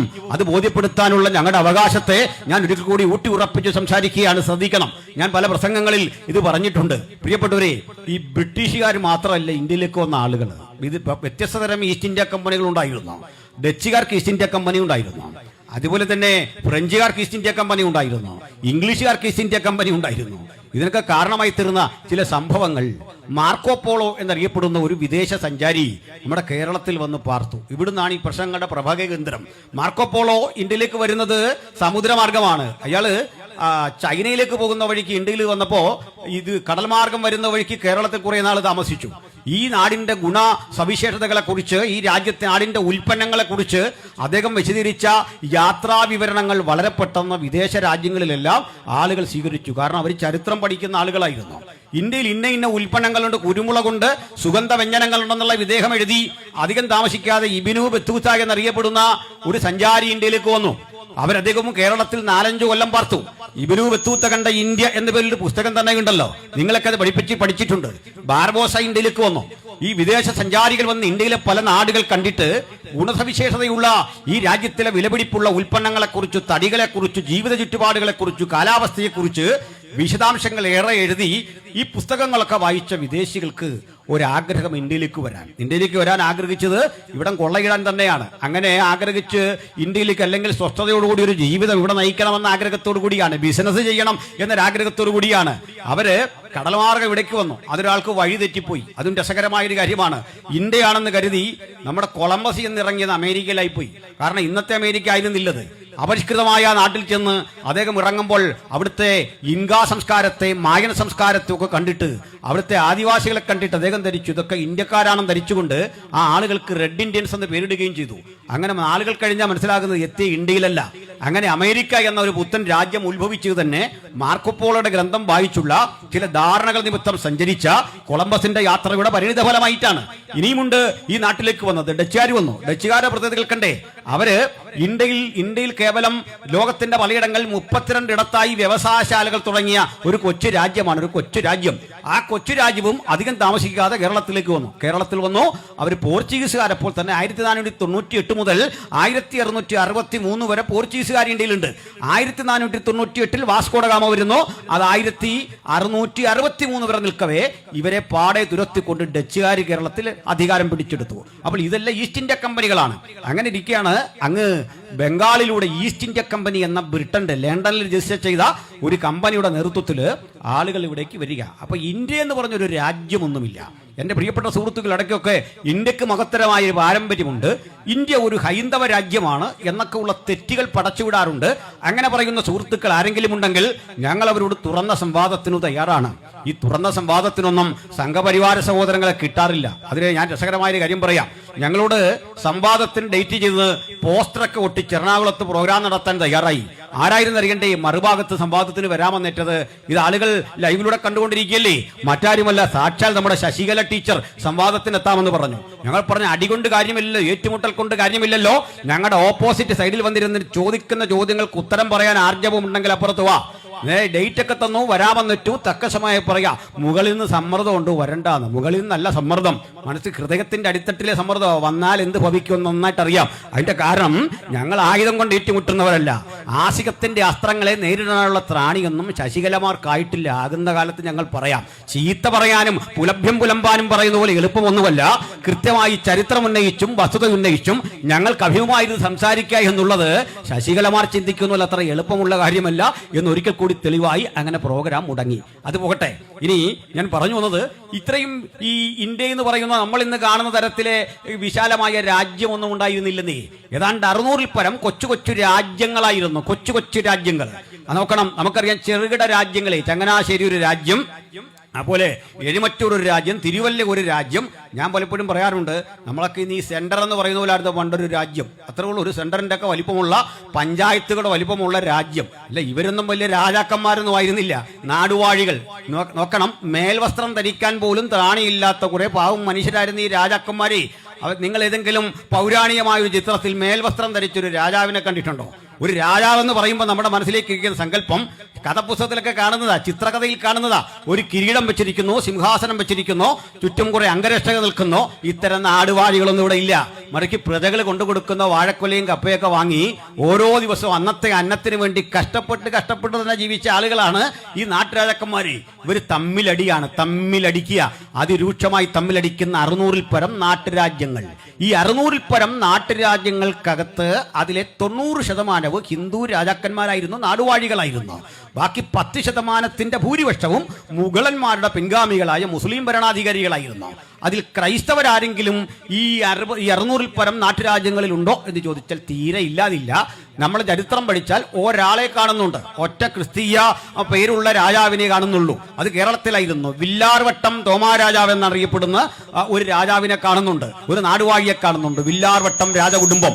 അപ്പൊ ഈ വില്ലാർവട്ടം രാജാക്കന്മാരൊഴിച്ചാൽ മറ്റാരും ക്രൈസ്തവരായിരുന്നില്ല. അപ്പൊ നിങ്ങൾക്ക് എന്ത് മനസ്സിലായി? ഈ രാജ്യം, ഇന്ത്യ എന്നറിയപ്പെടുന്ന രാജ്യം 600-ലധികം ചെറുകിട നാട്ടുരാജ്യങ്ങൾ ഭിന്നിച്ച് കിടക്കുകയാണ്. തമ്മിലടിച്ച് കഴിയുന്ന 600-ൽ പരം നാട്ടുരാജ്യങ്ങൾ. രണ്ടാമത്തെ കാര്യം, ഈ രാജ്യത്താകപ്പാടെ ഭരണം നടത്തിയ ഒരേ ഒരു ഭരണാധികാരി അതാരായിരുന്നു? വാസ്തവത്തിൽ വില്ലാർവട്ടം തോമ എന്നറിയപ്പെടുന്ന ഒരു രാജാവ്. ഈ പേര് തന്നെ കേട്ടില്ലേ? വല്ല ഈ അച്ഛന്മാർക്കോ പാസ്റ്റർമാർക്കോ ഇടാൻ പറ്റിയ പേരാണ് രാജാവിനിട്ടിരിക്കുന്നത്, വില്ലാർവട്ടം തോമ. കത്തനാരെന്നൊക്കെ ഇട്ട ഒരു പുരോഹിതനായിട്ട് മാറും അത്തരം ഒരു പേരുമുള്ള ഒരു ചെറിയ രാജാവ്. ബാക്കിയൊക്കെ മറ്റ് രാജാക്കന്മാരാണ്. മാർത്താണ്ഡവർമ്മയെ പോലെയൊക്കെയുള്ള അത്തരം കുലപതികൾ പാർത്തിരുന്ന ഒരു കാലഘട്ടത്തിലാണ് ഡച്ചുകാർ വരുന്നതും അതുപോലെ പോർച്ചുഗീസുകാർ വരുന്നതും ഒക്കെ അങ്ങനെയാണ്. അപ്പൊ ആളുകൾ പറഞ്ഞു വരുത്തുന്ന ഒരു കാര്യമുണ്ട്, ഡച്ചുകാർ വന്നു, പോർച്ചുഗീസുകാർ വന്നു, മുസ്ലിങ്ങൾ വന്നു, അപ്പോഴൊക്കെ ഞങ്ങൾ പരവതാനി വിരിച്ച് അവരെ സ്വീകരിച്ചു. കുറെ കഴിഞ്ഞപ്പോൾ ഈ വന്നവര് ഈ നാടിന്റെ സംസ്കാരത്തെ മുഴുവൻ മുച്ചൂടും നശിപ്പിച്ചിട്ട് അവരിവിടെ അധികാരികളായി. അതങ്ങനെ ഞങ്ങൾ വാഴിക്കില്ല. ഇതൊക്കെ ശാഖകളിൽ പഠിക്കുന്ന തെറ്റായ പഠനമാണ്. ഈ പഠനത്തെ തിരുത്തണം. കാരണം അങ്ങനെ ഒരു സംഭവമൊന്നുമല്ല സംഭവിച്ചിട്ടുള്ളതേ. ചരിത്രം പഠിക്കണം, അപ്പോൾ മാത്രമേ കാര്യം മനസ്സിലാകുകയുള്ളൂ. ഈ 600-ൽ പരം നാട്ടുരാജ്യങ്ങൾ ഇങ്ങനെ ഭിന്നിച്ച് കഴിയുമ്പോൾ സിറാജുദ്ദൗള എന്നറിയപ്പെടുന്ന ഒരു ബംഗാളിയൻ ഭരണാധികാരി ഉണ്ടായിരുന്നു. ഒരു മുഗളന്മാരുടെ ചെറുമകനായിരുന്ന ഈ സിറാജുദ്ദൗളയെ ഈസ്റ്റ് ഇന്ത്യ കമ്പനി പരാജയപ്പെടുത്തി വരികയാണ്.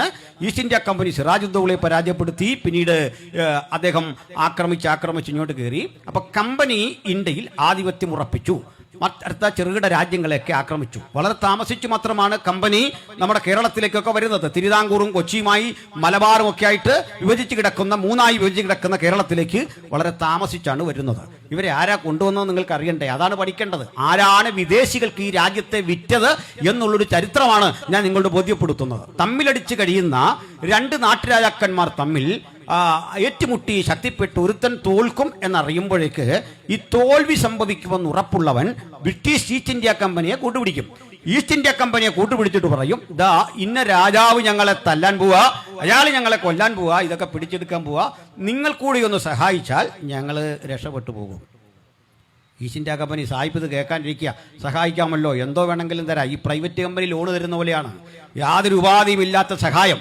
പിന്നെ പറയും ഒരു കാര്യം, ഞങ്ങൾക്കവിടെ ഒരു കന്റോൺമെന്റ് സ്ഥാപിക്കണം, സൈനിക കേന്ദ്രമേ, ഞങ്ങൾക്കവിടെ കൃഷി കുറച്ച് നാൾ നടത്തണം. കാരണം ഇവന്റെ സാമന്തന്മാർ നാളെ ആക്രമിക്കാൻ വന്നാൽ നിന്നെ അവരൊന്നും ചെയ്യല, ഞങ്ങളവിടെ ഒരു ചെറിയ പിക്കറ്റിംഗ് ഒക്കെ ഏർപ്പെടുത്തി അവിടെ ഒരു സേനയൊക്കെ വിന്യസിച്ച് നിന്നെ സംരക്ഷിച്ചോളാം, നിന്റെ കാര്യം ഞാൻ ഏറ്റു.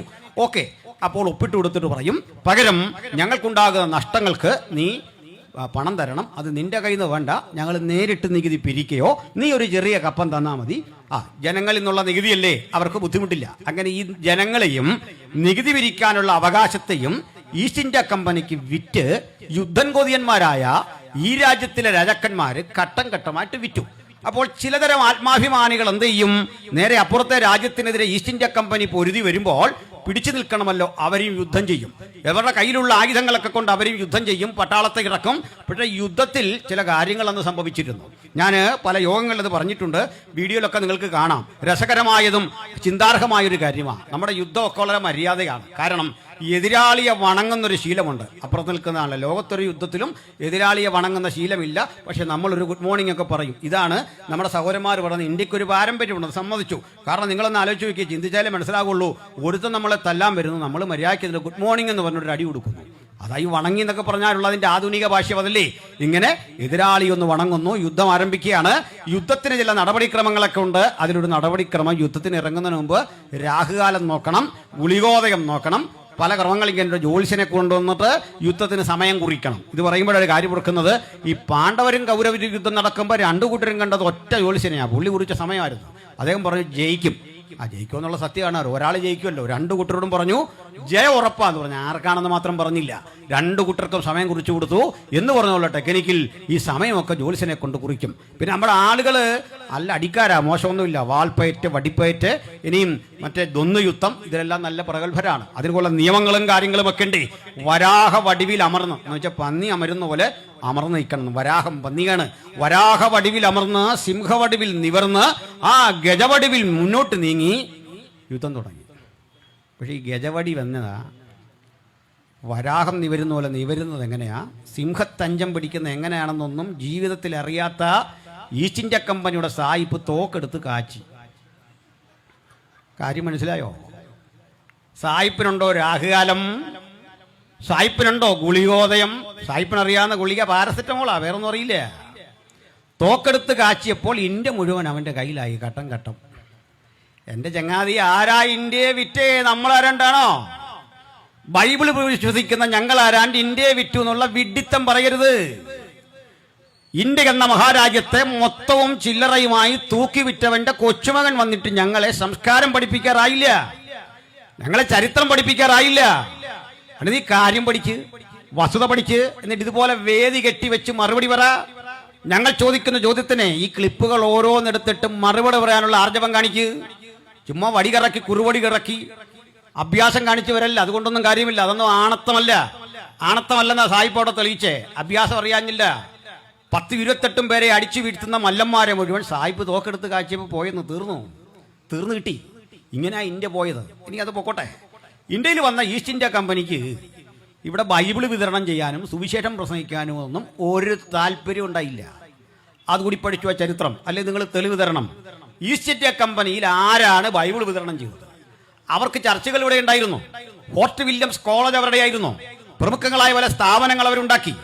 ഇവരുടെ സ്ഥാപനത്തിൽ ഒരൊറ്റ ഇന്ത്യക്കാരനെ പഠിപ്പിച്ചിട്ടില്ല. ഇവരുടെ സ്ഥാപനത്തിലൊന്നും ഇവര് യാതൊരു വിധത്തിലെ മര്യാദയും പാലിച്ചിട്ടില്ല. എന്താ ഇവിടെ നടന്നറിയണ്ടേ? ഈ രാജ്യത്തിലെ നാട്ടുരാജാക്കന്മാരും ഈസ്റ്റ് ഇന്ത്യ കമ്പനിയും ചേർന്ന് ഇന്ത്യയെ കൊള്ളയടിക്കുകയായിരുന്നു. ആ കൊള്ളയടിക്കാൻ വേണ്ടി ഏതെല്ലാം തരം പ്രാകൃത നികുതികൾ ഏർപ്പെടുത്തിയെന്നറിയണ്ടേ? നിങ്ങൾ പോയിട്ട് വായിക്കേണ്ട ചില പുസ്തകങ്ങളുണ്ട്. 19-ാം നൂറ്റാണ്ടിലെ കേരളം ആരെഴുതിയാണ്? ഇവിടെ നമ്മൾ ആരും എഴുതിയല്ല. പി ഭാസ്കരൻ ഉണ്ണിയുടെ 19-ാം നൂറ്റാണ്ടിലെ കേരളം, 20-ാം നൂറ്റാണ്ടിലെ കേരളം, ജാതി വ്യവസ്ഥയും കേരളവും, കേരളത്തിന്റെ ഇരുളടഞ്ഞ ഏടുകൾ, വില്യം ലോഗന്റെ മലബാർ മാനുവൽ, ഈ പുസ്തകങ്ങളൊക്കെ പഠിക്കുക. എന്താണ് ഈ രാജ്യത്ത് നടന്നതെന്ന് കൃത്യമായി അവർ എഴുതി വെച്ചിട്ടുണ്ട്. നിങ്ങൾ ദാമോദർദാസ് കൊസാംബിയുടെയോ അതല്ലെങ്കിൽ ഇൽഫാൻ ഹബീബിന്റെയോ ചരിത്രം മാത്രം പരതേണ്ടതില്ല. അവരെ ഇടതുപക്ഷ ചരിത്രകാരന്മാർ എന്ന് പറഞ്ഞ് വേണമെങ്കിൽ നമുക്ക് മാറ്റി നിർത്താം. പക്ഷെ ഈ രാജ്യത്ത് അല്ലാതെയും ചരിത്രം രചിച്ച ആളുകളില്ലേ? ഈ ചരിത്രകൃതികൾ നിങ്ങൾ പഠിച്ചാൽ മനസ്സിലാകും എന്തൊക്കെ ഈ രാജ്യത്ത് നടന്നോ. രാജ്യത്തെ ഈസ്റ്റ് ഇന്ത്യ കമ്പനിക്ക് ആരാണ് വിറ്റത്? എന്നിട്ട് ഈസ്റ്റ് ഇന്ത്യ കമ്പനിയും ഇവിടുത്തെ നാട്ടുരാജാക്കന്മാരും ചേർന്ന് കളക്ട് ചെയ്ത ചുങ്കത്തിന്റെ കണക്കെത്ര വലുതാണെന്ന് നിങ്ങൾക്കറിയണ്ടേ? 108 വിധ കരം പിരിച്ചിരുന്നു. ഏഴ കോഴ, അംഗം, ചുങ്കം, തപ്പ്, നടക്കരം, കുടിക്കരം, മുലക്കരം, തലക്കരം, ഏതാണ്ട് 108 വിധ കരം. നോക്കണേ, പന്തലിടാൻ ഒരിക്കൽ കരമടക്കണമായിരുന്നു ഈ രാജ്യത്തെ. ഒന്നുകൂടി പറയട്ടെ, സഹോദരങ്ങൾ തെറ്റിദ്ധരിക്കരുത്. ഈ പി ഭാസ്കരൻ ഉണ്ണിയുടെ പുസ്തകത്തിൽ എഴുതി വെച്ചിരിക്കുക, ഒരു ഈഴവ കുടുംബത്തിൽ കല്യാണമുണ്ടായാൽ പപ്പടം കാച്ചാൻ പ്രത്യേക പെർമിഷൻ എടുക്കണമായിരുന്നെന്ന്. ഞാൻ ഇവിടേക്ക് വരും മുമ്പ് സംഘാടകരോട് ചോദിച്ചു, നിയമപരമായ സകല അനുമതിയും വാങ്ങി വേണം ഈ യോഗം ഇവിടെ നടത്താൻ. അതുപോലെ പണ്ടേ ഒരു വീട്ടിൽ പപ്പടം കാച്ചണമെങ്കിൽ ഒന്ന് ആലോചിച്ച് നോക്കി, ഒരു പപ്പടം കാച്ചണമെന്ന് അതിന് അനുമതി മേടിക്കണമായിരുന്നു. നോക്കണം, ഹീനജാതിക്കാർക്കാർക്കും പന്തലിടാൻ അവകാശമില്ലായിരുന്നു, കുരവ നടത്താൻ അവകാശമില്ലായിരുന്നു, വീട് വെക്കാൻ അവകാശമില്ലായിരുന്നു. എന്തിന്? സാക്ഷാൽ സാമൂതിരി ഇല്ലേ, കോഴിക്കോട് സാമൂതിരിയുടെ വീടിനെ ഓടുമേയാൻ അനുമതിയില്ല, ഓലയിട്ട് കൊള്ളണം. അയാൾ പോലും ഭ്രഷ്ട് കൽപ്പിക്കപ്പെട്ട ആളാ. സ്വന്തം കാശ് മുടക്കി തന്റെ കൊട്ടാരത്തിന് ഓടിടാൻ അവകാശമില്ലാത്ത ഗതികെട്ട രാജാവിന്റെ പേരാ സാമൂതിരി. ആലോചിച്ച് നോക്കിക്കോണം, സ്വന്തം കൈ കാശുണ്ടേ. ഇതായിരുന്നു ഈ രാജ്യത്ത് നിലനിന്നിരുന്ന വ്യവസ്ഥ. ഒട്ടേറെ വ്യവസ്ഥകൾ ഈ രാജ്യത്ത് ഇതുപോലെ നിലനിന്നിരുന്നു.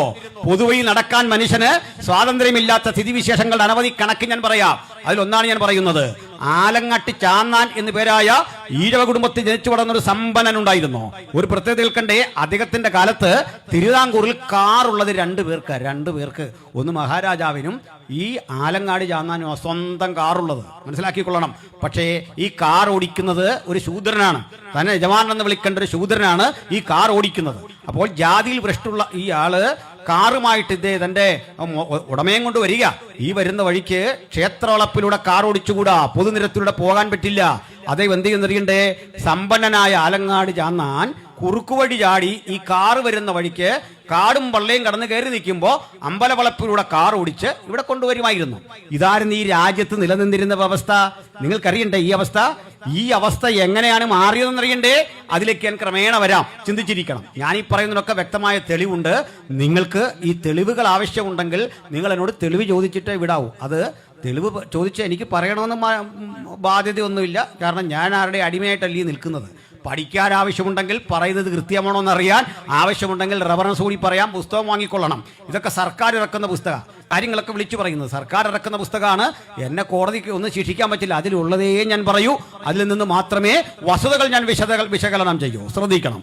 അപ്പോൾ സുഹൃത്തുക്കളെ, ഇങ്ങനെ കിടന്ന ഈ നാട്, അതിലേക്ക് ഈസ്റ്റ് ഇന്ത്യ കമ്പനി വന്നു. ഈ കമ്പനി അതിൻ്റെ മേലധികാരികളുടെ കാര്യം പറഞ്ഞു. ഇന്ത്യക്കാർക്കിടയിൽ പലതരം ആചാരങ്ങളും അനുഷ്ഠാനങ്ങളൊക്കെ കാണും. നിങ്ങളത് മാറ്റാനൊന്നും പോകണ്ട, അവരവരുടെ വഴിക്ക് പോട്ടെ.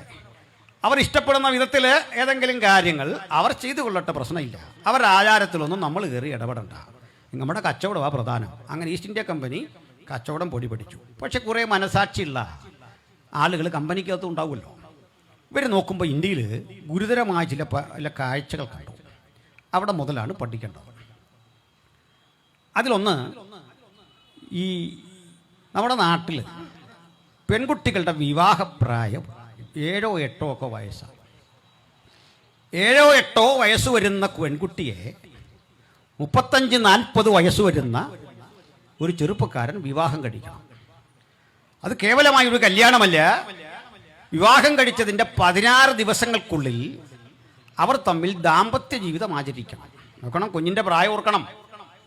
ഇപ്പോഴാണെ പോക്സോ കേസ് ഉറപ്പാണ്. ആ പോക്സോ കേസ് ഉറപ്പാകുന്ന പോലെ ഇന്ത്യൻ ശിക്ഷാ നിയമം ഉണ്ടായ ശേഷമാണ്. നേരെ അകത്തോട്ടേ പോകുള്ളൂ, വെളിച്ചം കാണത്തില്ല. അത് നമ്മുടെ രാജ്യത്ത് നിലനിൽക്കെ ഇത് കണ്ട ഈസ്റ്റ് ഇന്ത്യ കമ്പനിക്ക് ഇതൊരു മോശമാണല്ലോ. അവർ ഇത് റദ്ദ് ചെയ്തുകൊണ്ട് വിവാഹപ്രായം 10 മാറ്റി. അപ്പോൾ ഒരു കാര്യം കണ്ടു. അതേ കാലഘട്ടത്തിൽ മറ്റൊരു സംഭവം കൂടി നടന്നു. ഏതെങ്കിലും ഒരു നാട്ടുരാജാവിന് അനന്തരാവകാശി ഇല്ലാതെ പോയാൽ ആ സ്ഥലം കൂടി ഈസ്റ്റ് ഇന്ത്യ കമ്പനി അറ്റാച്ച് ചെയ്യും. 2.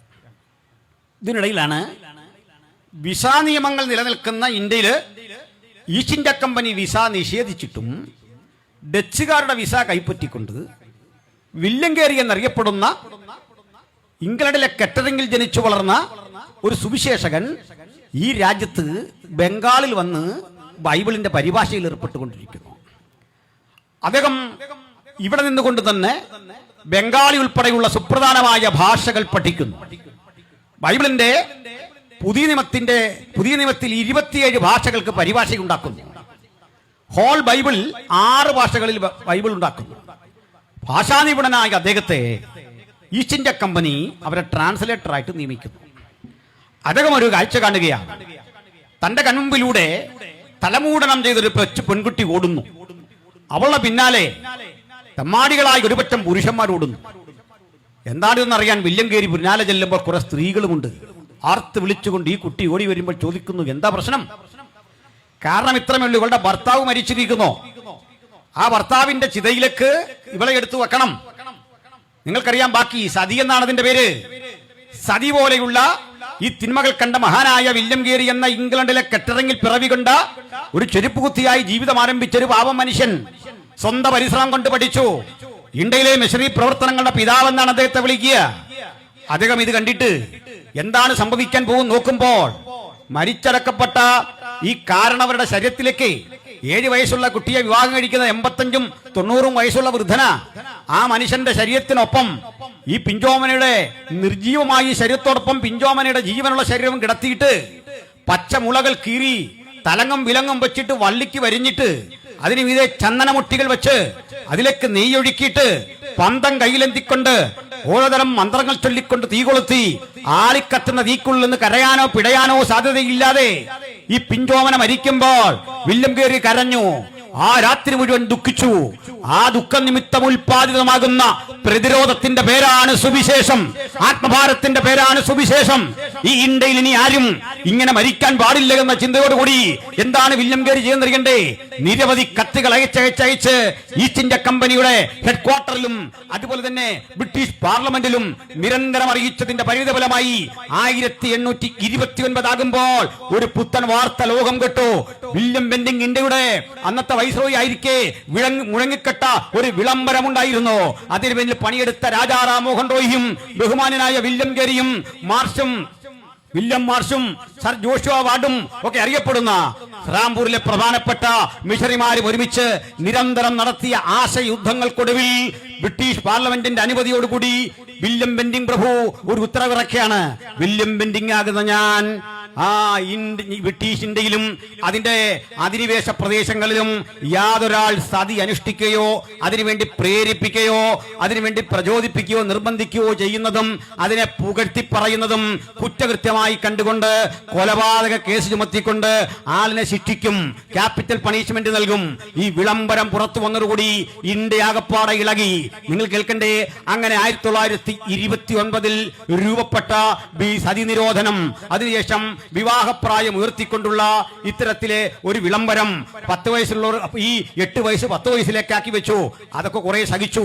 വീണ്ടും അറിയണ്ടേ, അടുത്ത ഘട്ടം ഈ ലാപ്സ് നിയമം എന്ന് വെച്ചാൽ നഷ്ടപ്പെട്ടു പോകുന്ന ഭൂമി ഈസ്റ്റ് ഇന്ത്യ കമ്പനി ഏറ്റെടുക്കും. ഇതൊക്കെ ഇങ്ങനെ നടക്കുമ്പോൾ ഈ രാജ്യത്തിലെ ആളുകൾ അതുവരെ ആസ്വദിച്ച കുറെ തരം സുഖങ്ങൾ നഷ്ടപ്പെടുന്നു, സംതൃപ്തികൾ നഷ്ടപ്പെടുന്നു. അതിന്റെ ഒരു മറുവശം കൂടിയുണ്ട്. 1848 ആകുമ്പോഴേക്കും മറ്റൊരു കാര്യം കൂടി ബ്രിട്ടീഷുകാർ ഉണ്ടെന്നോ. അതെന്താ നിങ്ങൾക്ക് അറിയണ്ടേ?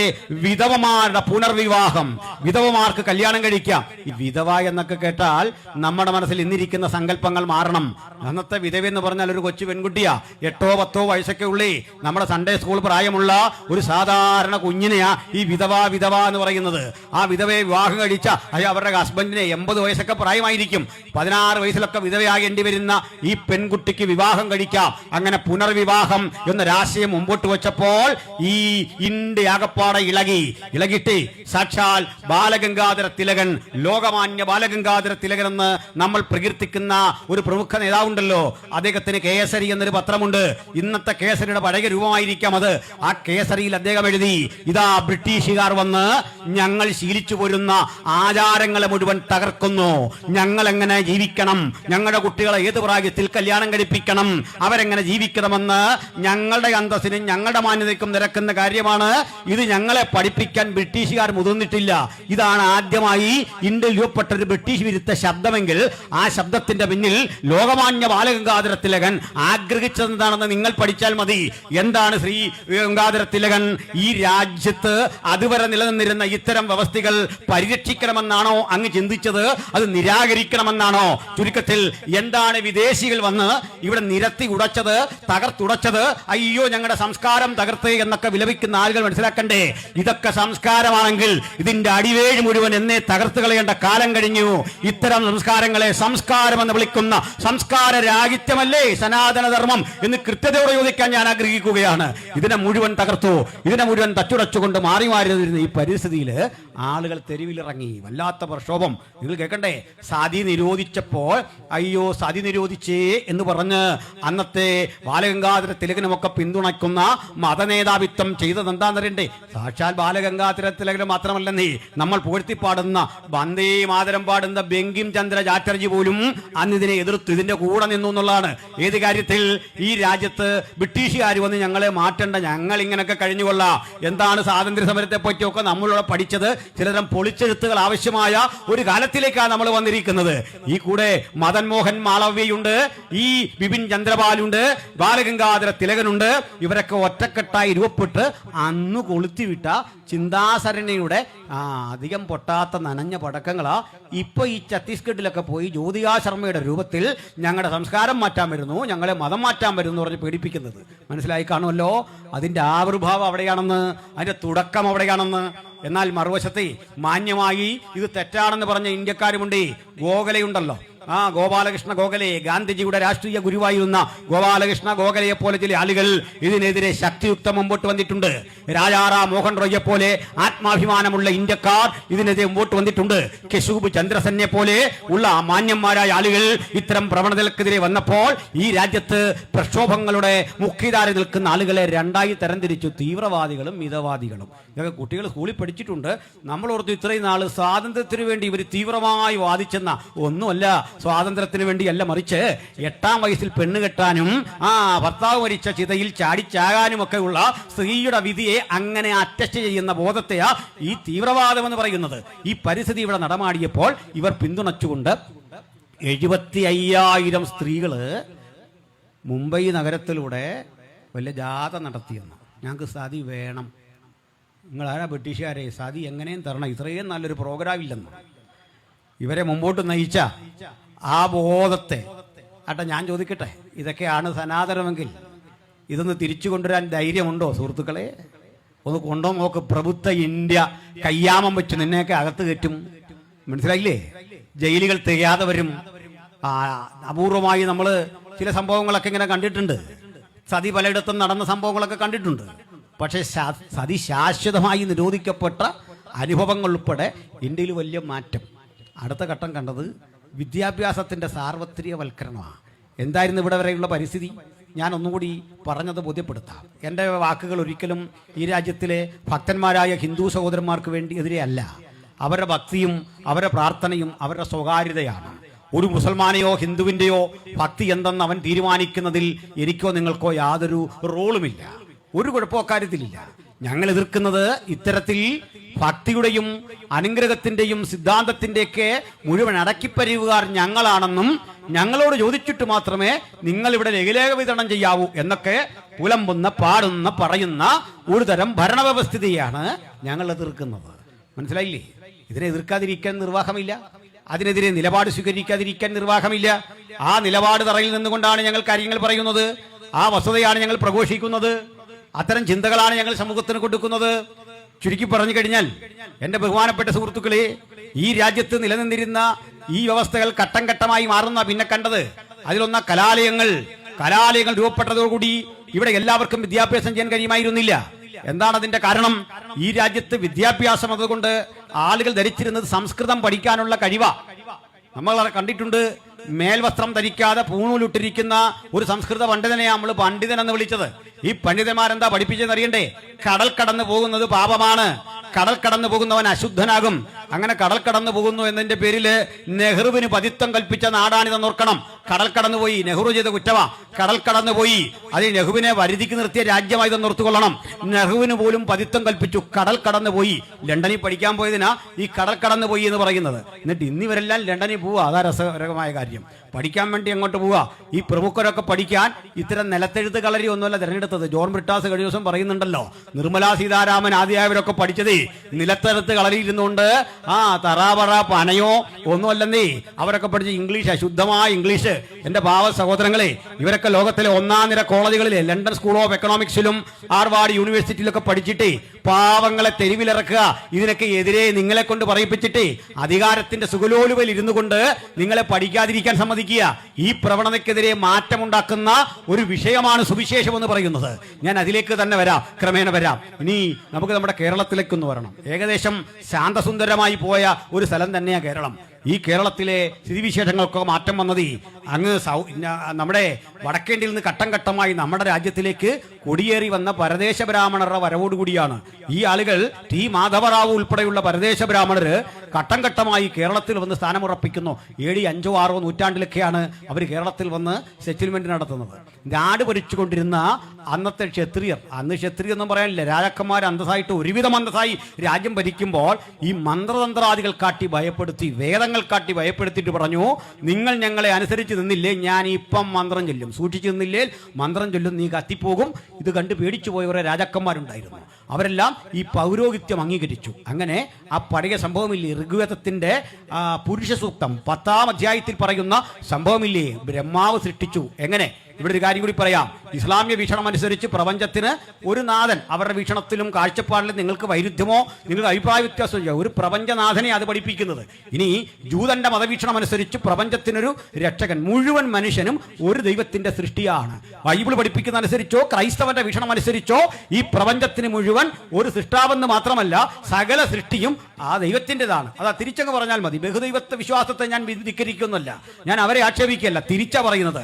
സകല സൃഷ്ടിക്കും ഒരു ഉത്തരവാദി വേണമല്ലോ, സകല സൃഷ്ടിക്കും ഒരു കാരണഭൂതൻ വേണമല്ലോ. ആ കാരണഭൂതന്റെ ചരിത്രം തേടി ചെല്ലുമ്പോൾ ജൂതമതം പറയുന്നു അതാരാണെന്ന്, അഹൂരമസ്തയാണെന്ന് പേർഷ്യൻ മതം പറയുന്നു. പക്ഷേ ഇനി നമുക്ക് ക്രിസ്ത്യാനിറ്റിയിലേക്ക് വരാം. വേണ്ട, നമുക്ക് ശാസ്ത്രം തന്നെ എടുക്കാം. ശാസ്ത്രവീക്ഷണം അനുസരിച്ചും ഒരു പരിണാമം നടക്കണം. ആ പരിണാമത്തിന്റെ പരിണിത ഫലമായിട്ട് ഒരേ അപ്പനിൽ നിന്ന് ഒരേ അമ്മയിൽ നിന്ന് മനുഷ്യരാശിയൊക്കെ ഉണ്ടായി. ഇത് പരിണാമം കണ്ടുപിടിക്കുന്നതിനൊക്കെ കാലങ്ങൾക്കപ്പുറത്ത് വിശുദ്ധ ബൈബിളിലെ അപ്പോസ്തല പ്രവൃത്തി 17-ാം അധ്യായത്തിൽ പറയുകയാണ്, അവൻ ഭൂതലത്തിലെങ്ങും കുടിയിരിക്കാൻ ഒരുത്തരിൽ നിന്ന് മനുഷ്യജാതിയൊക്കെ ഉളവാക്കി അവരുടെ നിവാസത്തിന് അതിരുകളും കാലങ്ങളും ഭാഷകളും നിശ്ചയിച്ചു. ഇതെല്ലാം പറയുന്നെങ്കിൽ നമ്മുടെ മാത്രം പ്രശ്നം എന്താ? ഇവിടെ ഇത്രയേ ഉള്ളൂ. ഇന്ത്യക്കാരായിട്ടുള്ള 4 ജാതിയെ മാത്രമേ സൃഷ്ടിക്കാൻ ഋഗ്വേദത്തിന്റെ ഗ്രന്ഥകാരന്മാർക്ക് കഴിഞ്ഞുള്ളൂ. 4 ജാതികളെ: ബ്രാഹ്മൺ, ക്ഷത്രിയൻ, വൈശ്യൻ, ശൂദ്രൻ. 4 ജാതി. ഈ 4 ജാതിക്ക് പുറത്ത് മനുഷ്യരില്ലേ എന്റെ സഹോദര? ഈ മനുഷ്യരെയൊക്കെ ആരാണ് സൃഷ്ടിച്ചതെന്നുള്ള ചോദ്യത്തിന് ശശികല ടീച്ചർമാരൊരു മറുപടി പറയട്ടെ, എന്നിട്ട് വന്നെടുത്താൽ മതി. ആദിവാസികളുടെ പേറ്റന്റ്, ദലിതരുടെ പേറ്റന്റ്. ഈ ദലിതനെയും ആദിവാസിയെയും മറ്റു പിന്നോക്കരെയും സൃഷ്ടിക്കാൻ 1 മിനിറ്റ് ചിലവഴിക്കാത്ത ബ്രഹ്മാവിനെ ഞങ്ങളൊക്കെ പൂജിക്കണമെന്ന് പറഞ്ഞാൽ അത് എവിടുത്തെ ന്യായമായി ടീച്ചറെ?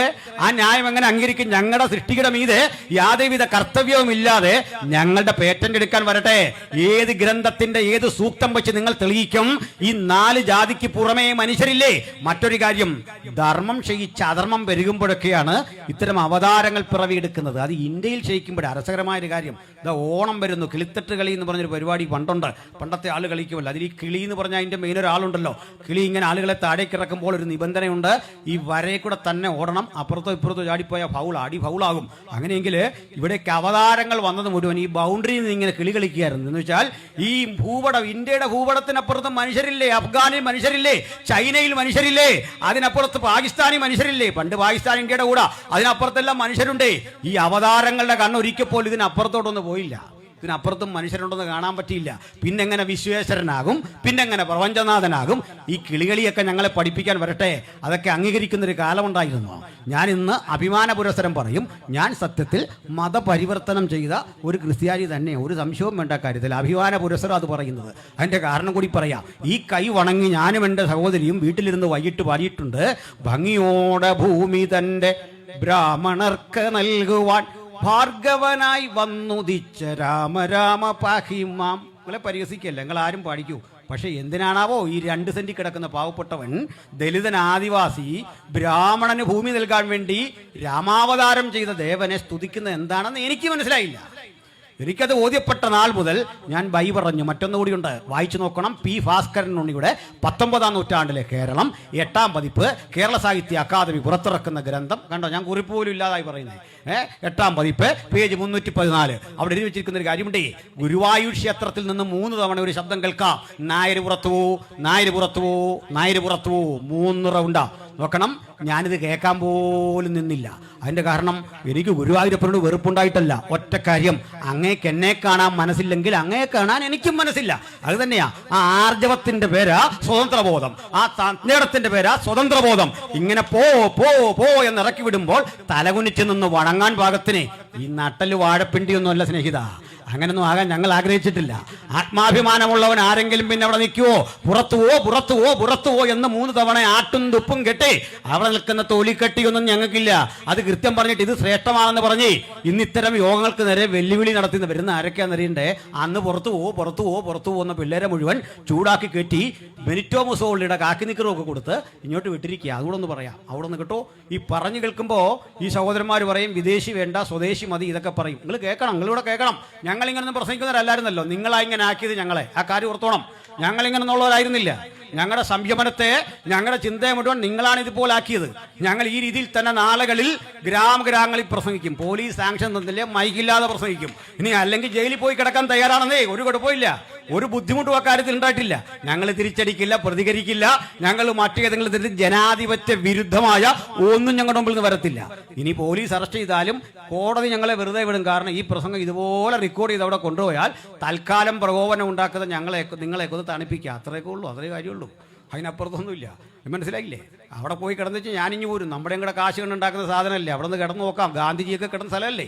നമുക്കൂടെ അവിടെ നിന്ന് കിടന്നു നോക്കാം. ഇപ്പോൾ വായിക്കുന്ന സംഗതിയൊക്കെ അനുസരിച്ച് ജയിലിലെ ജീവിതം ഭയങ്കര സുഖമാണെന്നാണ് നമ്മുടെ ആ ചങ്ങാതി പറഞ്ഞത്. ഇടയ്ക്ക് ചാടിപ്പോയ ചങ്ങാതിയില്ലേ, അവൻ പറഞ്ഞ് പുറത്തിറങ്ങിയതിനേക്കാൾ നല്ലത് ജയിലിലാണെന്നാണ് പറഞ്ഞത്.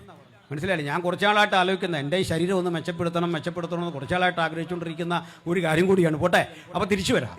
അപ്പോൾ ഞാൻ എന്തിനാ പറഞ്ഞേ, ഈ രസകരമായൊരു സംഭവം ഉണ്ടേ. ചിലരിങ്ങനെ ചോദിക്കുന്ന ചോദ്യത്തിൻ്റെ ഉത്തരം. അപ്പോൾ ഈ രാജ്യത്ത് ആദിവാസിയുണ്ട്, ദലിതനുണ്ട്, ഇവരൊക്കെ പിന്നെ ആരാ? പറഞ്ഞുതരാം. അത് പഠിക്കണം, ശ്രദ്ധിച്ച് കേൾക്കണം. 1930 ഒരു വട്ടമേശ സമ്മേളനം നടക്കുന്നുണ്ട് ലണ്ടനിൽ. അപ്പോൾ ഇന്ത്യക്കാരായ ഇന്ത്യൻ നാഷണൽ കോൺഗ്രസും ഗാന്ധിജിയും ആ സമ്മേളനത്തിന് പോകണ്ട എന്ന് പറഞ്ഞു. എന്നിട്ടും അംബേദ്കറും ആഗഖാനും മുസ്ലിം ലീഗിൻ്റെ പ്രതികളൊക്കെ ആ സമ്മേളനത്തിന് പോയി. ആ സമ്മേളനത്തിൽ ഇങ്ങനെ ചർച്ചയ്ക്കകത്ത് മതന്യൂനപക്ഷങ്ങളുടെ ആവശ്യകതയെപ്പറ്റി ചർച്ച വരിക. മതന്യൂനപക്ഷങ്ങൾ എന്നാൽ പാഴ്സികളുണ്ട്, മുസ്ലിങ്ങളുണ്ട്, സിഖ്കാരുണ്ട്, ക്രൈസ്തവരുണ്ട്. അവരെല്ലാം അവകാശങ്ങളെപ്പറ്റി ചർച്ച വരുമ്പോൾ അംബേദ്കർ പറഞ്ഞു, ഞങ്ങൾ ഹിന്ദുക്കളല്ല, ഞങ്ങളും മുസ്ലിങ്ങളെപ്പോലെ പാഴ്സികളെപ്പോലെ ക്രിസ്ത്യാനികളെപ്പോലെ വേറിട്ടൊരു കൂട്ടരാണ്. ഇത് പറയാൻ പ്രചോദനം എന്താണെന്നറിയണ്ടേ? ഏതാണ്ട് സമകാലിക സംഭവങ്ങളിൽ പലരും ഇതേ കാര്യം പറഞ്ഞു. SNDP യോഗത്തിന്റെ ആദ്യകാല general secretary Shri E Madhavan എഴുതിയ പുസ്തകമുണ്ട്, കൊല്ലത്തുനിന്ന് മൈത്രി ബുക്സ് ഇപ്പോഴും പ്രസിദ്ധീകരിക്കുന്നുണ്ട്. അതിന്റെ പേര് സ്വതന്ത്ര സമുദായം. ആ സ്വതന്ത്ര സമുദായത്തിലെ ഒരു അധ്യായം തന്നെ ഈഴവർ ഹിന്ദുക്കളല്ല. മനസ്സിലായില്ലേ? ഇന്നിരുന്നു കൊണ്ട് കണിച്ചുകുളത്തുനിന്ന് തുട്ടൂരം പുറപ്പെടുവിക്കുന്ന മഹാനൊക്കെ മനസ്സിലാക്കിക്കൊള്ളൂ. നിങ്ങളുടെ നേതാവ് പണ്ട് പറഞ്ഞ വി ആർ നോട്ട് ഹിന്ദുസ്. രസകരമായ കാര്യം കേൾക്കണ്ടേ? മദൻ മോഹൻ മാളവ്യ കേരളത്തിൽ വന്നു. അദ്ദേഹം പ്രസംഗത്തിന്റെ ഒടുവിൽ വിളിച്ചു പറഞ്ഞു, ജയ് ശ്രീറാം. ഇത് കേട്ട തൊട്ടു മുമ്പിൽ ഇരുന്നു കൊണ്ട് സഹോദരൻ അയ്യപ്പൻ എന്ന് പറഞ്ഞ ഒരു യുവചിന്തകൻ എന്നിട്ട് പറഞ്ഞു, ജയ് രാവണ. ആകപ്പാടെ വാദപ്രതിവാദമായി. ചോദിച്ചപ്പോൾ ഈഴവ സമൂഹത്തിൽപ്പെട്ട സഹോദരൻ അയ്യപ്പൻ വിളിച്ചു പറഞ്ഞു, രാമൻ എങ്ങനെ ഞങ്ങളുടെ ദൈവമാകും? കാരണം ശംഭൂകൻ എന്നറിയപ്പെടുന്ന ഒരു ശൂദ്രൻ തലകീഴായി തപസ് ചെയ്തപ്പോൾ നിഷ്കരണം അയാളുടെ തലകെറുത്തു മാറ്റിയ രാമനെ ഞങ്ങൾക്കെങ്ങനെ ആരാധിക്കാൻ പറ്റും? ഞങ്ങളുടെ ദേവൻ രാവണനാണ്. മനസ്സിലായില്ലേ? ഇങ്ങനെ പറഞ്ഞ ചുണക്കുട്ടികളായി ഈഴവരുണ്ടായിരുന്ന നാടായിരുന്നതെന്ന് ഓർത്തുകൊള്ളണം. മനസ്സിലാക്കണോ? അദ്ദേഹത്തിന്റെ പേരാ സഹോദരൻ അയ്യപ്പൻ. അദ്ദേഹം മറ്റൊന്നുകൂടി പറഞ്ഞു, തീയ സമുദായം, ഈഴവ സമൂഹം, ഹിന്ദുക്കളാണ് ഞങ്ങളെന്ന് പറയുന്നത് കാലപ്പഴക്കം കൊണ്ട് ഈ ചങ്ങല സ്വന്തമാണെന്ന് അടിമ പറയും പോലെയാണ്. ഇതെന്റെ ശരീര അവയവം പോലെയാണെന്നാണ്. കാരണം ഈഴവരെ പറ്റി, ദലിതരെ പറ്റി, മറ്റ് പിന്നോക്കരെ പറ്റി, ആദിവാസികളെ പറ്റി ഒരു വേദത്തിലും ഒരു അക്ഷരം ഉരിയാടുന്നില്ല. ഇനി മറ്റു ചില കൂട്ടരെ കുറിച്ച് നിങ്ങൾ കേട്ടിട്ടുണ്ടോ? കൂടെ പറയാം. ചണ്ടാളർ, ഈ പദമൊക്കെ കേട്ടിട്ടുണ്ടോ? ഈ ചണ്ടാളർ എന്നൊക്കെ ചിലർ കേൾക്കുമ്പോൾ ഒരു അപകർഷതാബോധത്തോടെ കേട്ടിരിക്കുക. ഇത് ആരുടെ കാര്യം? ഈ ചണ്ടാളൻ. പറയാം. നമ്മളൊരു പാട്ടൊക്കെ പഠിച്ചല്ലോ. അല്ലല്ലെന്തൂ കഥ ഇതു കഷ്ടമേ, അല്ലല അങ്ങ് ജാതി മറന്നുവോ, നീചനാരിതൻ കയ്യാൽ ജലം വാങ്ങി യാചമിക്കുമോ ചെല്ലഴും ആര്യന്മാർ, ഗ്രാമത്തിൻ പുറത്തെങ്ങോ വസിക്കുന്ന ചാമർ നായകൻ തൻ്റെ കിടാത്തി ഞാൻ. കേട്ടിട്ടുണ്ട് അല്ലേ? പഴയ ആൾക്കാരൊക്കെ കേട്ടിട്ടുണ്ട്. അതിൽ ഈ ചണ്ടാളൻ എന്ന് പറഞ്ഞ ആരാന്നറിയണ്ടേ? എൻ്റെ പൊന്നു സ്നേഹിത, ഈ ചണ്ടാളൻ എന്ന് പറഞ്ഞാൽ ഇവിടെ നിന്ന് ടാക്സി പിടിച്ചു വന്ന ആളോ അന്യഗ്രഹത്തിൽ നിറങ്ങി വന്ന ആളോ അല്ല. അതൊക്കെ കേൾക്കണ്ടേ? ഈ രാജ്യത്തൊരു വ്യവസ്ഥയുണ്ട്, അനുലോമ ജാതി, പ്രതിലോമ ജാതി. എന്താ അനുലോമ ജാതി എന്ന് പറഞ്ഞാൽ ബ്രാഹ്മൺ ക്ഷത്രിയനെ കെട്ടാം, ക്ഷത്രിയ പെണ്ണിനെ കെട്ടാം, വൈശ്യപ്പെണ്ണിനെ കെട്ടാം, ശൂദ്ര പെണ്ണിനെ കെട്ടാം. പക്ഷെ ഈ ശൂദ്രരെ കെട്ടുമ്പോൾ മാത്രം കല്യാണം എന്ന് കല്യാണം എന്ന് പറയില്ല, സംബന്ധം എന്ന് പറയൂ. സംബന്ധം. കാരണം കല്യാണം എന്ന് പറഞ്ഞാൽ അതിച്ച് കയറിയ റാങ്ക് കൂടിയൊരു കാര്യമാണല്ലോ, അങ്ങനെ പറയാൻ അറപ്പ് മക്കളാണ്. അപ്പം അയിത്തം സ്ത്രീക്ക് കാര്യമായിട്ടില്ലായിരുന്നു ഈ പറഞ്ഞു വന്നതിൻ്റെ അർത്ഥം. ഈ പറഞ്ഞു രണ്ട് കാര്യത്തിന് പണ്ടും വലിയ അയിത്തമൊന്നുമില്ല. ഒന്ന് ഈ സമ്പത്തിനും വലിയ അയിത്തം ഇല്ല. ആരിട്ട പൈസയും കാണിക്കയിലെടുക്കും. ആദിവാസി ഇട്ട പൈസ എടുക്കും, ദലിതനിട്ട പൈസ എടുക്കും, ദരിദ്രനിട്ട പൈസ ഒരു കുഴപ്പമില്ലാതെ എടുക്കും. രണ്ടാമത്തെ കാര്യം, സ്ത്രീക്കും വലിയ അയിത്തമൊന്നും ഉണ്ടായിട്ടില്ല. അതാ പറഞ്ഞു വരുന്നത്. പക്ഷേ ഒരു ഫുള്ളി സബ്സ്ക്രൈബ്ഡ് മാരേജ് അല്ല, അതുകൊണ്ട് വിളിക്കും സംബന്ധം. അപ്പം നമുക്ക് തൽക്കാലം അസംബന്ധം എന്ന് പേരിടേണ്ടി വരും. കാരണം താഴോട്ട് ഇങ്ങനെ കെട്ടുക. പക്ഷെ ഒരു കാരണവശാലും കെട്ട് മുകളിലോട്ട് പാടില്ല. പുരുഷന്, അതായത് ഒരു ശൂദ്രന് മുകളിൽ കയറി കെട്ടാൻ പാടില്ല, മുകളിലേക്ക്. ക്ഷത്രിയനെ കെട്ടാൻ പാടില്ല. അങ്ങനെ വരുമ്പോൾ ഏതെങ്കിലും വിധത്തിലൊരു ശൂദ്രൻ ഒരു ബ്രാഹ്മണ സ്ത്രീയെ പ്രണയിച്ച് കല്യാണം കഴിച്ചതിലൊരു കുട്ടി ജനിച്ചാൽ അവൻ്റെ പേരാ ചണ്ടാളൻ. മനസ്സിലായോ? മനസ്സിലായില്ല? അല്ല, ദൂരെ നിന്നും ടാക്സി പിടിച്ചു വന്നല്ലെന്നും. ചണ്ടാളെന്ന് പറഞ്ഞാൽ ക്ലോൺ ചെയ്തെടുത്ത സാധനമൊന്നും അല്ലെന്നും. ശൂദ്രനായൊരു പുരുഷനെ, ശൂദ്രൻ പറഞ്ഞാൽ നായരായൊരു പുരുഷനെ മനസ്സിലാക്കാൻ വേണ്ടി പറയാം. എന്നോട് ചിലപ്പോൾ ആൾ പറയാറുണ്ട്, ഇങ്ങനെ പറയൻ പുലയൻ ശൂദ്രൻ നായരെന്നൊക്കെ പച്ചയ്ക്ക് പറയരുത്. എൻ്റെ സ്നേഹിത, മൂർഖനെന്ന് വിളിക്കാനേ പറ്റൂ, തത്തമ്മയെന്ന് വിളിക്കാനൊന്നും പറ്റില്ല. ഇത് നമ്മളുണ്ടാക്കിയെന്നല്ല, ഇത് മനുസ്മൃതിയിലുള്ള സാധനമാണ്. ഞാൻ പറഞ്ഞല്ലേ, അതങ്ങ് മാറ്റ്. ഇത് വേദങ്ങൾ എഴുതി വെച്ചിരിക്കുന്ന സാധനമാണ്, സർക്കാർ എഴുതി വെച്ചിരിക്കുന്ന രേഖകളുടെ സാധനമാണ്. അതുകൊണ്ട് ഞാൻ പറയാണ്ട് ലോകത്തിലെ ഏറ്റവും വലിയ വർഗീയവാദി ജാതി ചോദിക്കുന്ന ആൾ വില്ലേജ് ഓഫീസറാണ്. സർട്ടിഫിക്കറ്റ് തരാൻ. മനസ്സിലായില്ലേ? ഞാനുണ്ടാക്കിയല്ല. ഈ നായർ പോയിട്ട് ആരെ കെട്ടിയാൽ ബ്രാഹ്മണ സ്ത്രീയെ വിവാഹം കഴിച്ചാൽ അതിലുണ്ടാകുന്ന കുട്ടിയാ ചണ്ടാളൻ. ചണ്ടാളനായി ജനിച്ചോ കാട്ടിക്കഴിഞ്ഞോണം. കാട്ടിൽ ജീവിക്കണം. ആരെങ്കിലുമൊക്കെ വലിച്ചെറിയുന്ന ഭക്ഷണമൊക്കെ കഴിച്ച് തള്ളയും ബഹിഷ്കരിക്കപ്പെടും. കുറേ നാൾ കഴിഞ്ഞ് കഴിഞ്ഞാൽ അവർ കാട്ടി കിടക്കുക. പുറത്തോട്ട് വരാൻ ഇലയാ ചുറ്റിയിരിക്കുന്നത്. അല്ല, ആദിവാസി എന്ന് പറഞ്ഞൊരു വർഗം പ്രത്യേകിച്ച് ദൈവം സൃഷ്ടിച്ച് കാട്ടിലിട്ടതല്ല. മനസ്സിലായില്ലേ? പാവങ്ങൾ ഇങ്ങനെ രൂപപ്പെട്ടവൻ്റെ വസ്ത്രം വെറും ഇലയാ. മറ്റൊരവസ്ഥ, അവന് വേറൊരു വസ്ത്രം വെച്ചിട്ടുണ്ട്. ഈ ചുടലയിൽ ആളുകളുടെ ശവമടക്കാൻ വരും. ആ ശവമടക്കാൻ വരുമ്പോൾ ആ ദേഹത്തെ മുഴുവൻ മൂടിയ ശവത്തുണിയിലെ ഈ ശവത്തുണി അവിടെ മാറ്റിയിട്ട് വെക്കും. അത് അവനുള്ള വസ്ത്രമാണ്. എന്നിട്ട് ഒന്നുകൂടി പറയും, ചണ്ടാളനും ശൂദ്രനുമൊക്കെ സഞ്ചരിക്കുന്ന പട്ടടകളാണ്. ചണ്ടാളനും ശൂദ്രനും സഞ്ചരിക്കുന്ന പട്ടടയാണെന്ന് പഠിപ്പിക്കുന്ന ഒരു മാർഗത്തെ എങ്ങനെ എനിക്ക് ഉൾക്കൊള്ളാൻ പറ്റും, നിങ്ങൾക്ക് ഉൾക്കൊള്ളാൻ പറ്റും? അതുകൊണ്ട് ആദ്യം നന്നാകേണ്ടത് ഇത്തരം കിതാബുകളാണ്, ഇത്തരം ആശയ സംഹിതകളാണ്. ഈ ആശയ സംഹിതകൾ നിങ്ങളെ സമൂഹം ഇന്ന് പഠിച്ച് ഗ്രഹിച്ച് സമൂഹത്തിൽ കൂടുതൽ തെളിവോടെ പറയുമ്പോൾ അതാണ് പ്രകോപനത്തിന്റെ അടിസ്ഥാനമെന്ന് ഞങ്ങൾ മനസ്സിലാക്കുന്നു. ഇനി മറ്റൊന്നുകൂടി, ഈ വട്ടമേശ സമ്മേളനത്തിൽ പങ്കെടുത്ത് കാര്യങ്ങൾ ഇങ്ങനെ സ്ഥാപിച്ച് പോരുമ്പോൾ രണ്ടാം വട്ടമേശ സമ്മേളനത്തിൽ ആദരനായ മഹാത്മജി പങ്കെടുത്തു. 9 സബ് കമ്മിറ്റികൾ അതിലുണ്ട്. 9 സബ് കമ്മിറ്റികളിൽ ന്യൂനപക്ഷാവകാശങ്ങളെ പറ്റി പറയുന്ന സ്ഥലം വന്നു. അംബേദ്കർ ഇതിനെ പ്രതികരിച്ചെഴുന്നേറ്റപ്പോൾ മഹാത്മജി പറഞ്ഞു, അങ്ങ് എഴുന്നേൽക്കണ്ട, ഞാൻ പറഞ്ഞു, ഞാനാണത് പറയാൻ അർഹൻ. അംബേദ്കർ പറഞ്ഞു, അങ്ങല്ല, ഞാനാണ് അർഹൻ, ഞാൻ അനുഭവസ്ഥനാണ്. അങ്ങ് ഇത് കണ്ടിട്ടല്ല ഉള്ളു, അങ്ങ് ബനിയ വിഭാഗത്തിൽപ്പെട്ടയാളാ, വൈശ്യനാണ് അങ്ങ്. ഈ ബനിയ വിഭാഗം എന്ന് പറഞ്ഞാൽ അത്ര മോശം ആളുകളല്ല. ഈ 2.5% ബനിയ വിഭാഗങ്ങൾ ഇന്ത്യയിലുണ്ട്. ഈ 2.5% വരുന്ന ബനിയ വിഭാഗങ്ങളാണ് ഇന്ത്യയിലെ ആദ്യത്തെ 75 സമ്പന്നര്. അദാനി, അംബാനി, മിത്തല്, എത്ര പേരുടെ പേരിങ്ങനെ കേൾക്കണം. ഇവരാ ഇന്ത്യ ഭരിക്കുന്നത്. അവരുടെ കയ്യിലാണ് ഇന്ത്യ. സമ്പന്നമായൊരു പശ്ചാത്തലമാണ്. ബിർള ഇല്ലേ, ബിർള ഗാന്ധിജിയുടെ സ്വന്തക്കാരനാ. ബിർള മന്ദിർ എന്നൊക്കെ കേട്ടാൽ ഇതെന്താ സംഭവം തന്നെ. ടാറ്റ ബിർള ഗോയങ്ക എന്നൊക്കെ കേട്ടിട്ടില്ലേ? ഇതിൽ ബിർള കൊടുത്ത വീടാത്. അത് പോട്ടെ, ഗാന്ധിജി പറയും, ഞാൻ സാധാരണ മനുഷ്യരോട് ഗ്രാമങ്ങളിൽ ഇടപെട്ട അയിത്തത്തിനെതിരെ പോരാടിയ ആളാണ്. മഹാത്മജി പ്രതികരിച്ചു, അലയോ അംബേദ്കർ പ്രതികരിച്ചു, മഹാത്മജി, അങ്ങ് അയിത്തത്തിനെതിരെ പോരാടിയ ഒരു രീതി ഞാൻ കേട്ടിട്ടുണ്ട്. അങ്ങ് സാധുക്കൾ ഒരു ഗ്രാമത്തിൽ ചെന്നു, ചാമർ തിങ്ങി നിൽക്കുന്ന ഗ്രാമത്തിൽ അങ്ങയോടുള്ള സ്നേഹം നിമിത്തം ആളുകൾ അങ്ങേക്ക് കടല കൊണ്ട് കാഴ്ചവെച്ചു, കടല ഭക്ഷിക്കാൻ. ഗാന്ധിജി പറഞ്ഞു, തീർച്ചയായും നിങ്ങൾ തന്ന കടല എനിക്ക് വിലപ്പെട്ടതാണ്, അതെന്റെ ശരീരത്തിന് ആരോഗ്യകരമാണ്, ഞാനത് ഭക്ഷിക്കുകയും ചെയ്യും. പക്ഷെ ഇപ്പോഴല്ല, ഇപ്പോൾ ഞാൻ ഈ കടല എൻ്റെ ആടുകൾക്ക് കൊടുക്കും, ആട് തിന്നിട്ട് അതിൻ്റെ പാല് ഞാൻ കുടിക്കും, അപ്പോൾ കടല എൻ്റെ ഉള്ളിലെത്തും.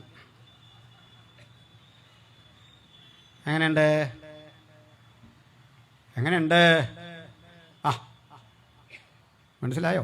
അയിത്തത്തിനെതിരെയുള്ള അദ്ദേഹത്തിൻ്റെ ഉജ്ജ്വലമായ പോരാട്ടത്തിൻ്റെ ഒരു വഴിയാണ് ഞാൻ പറഞ്ഞത്.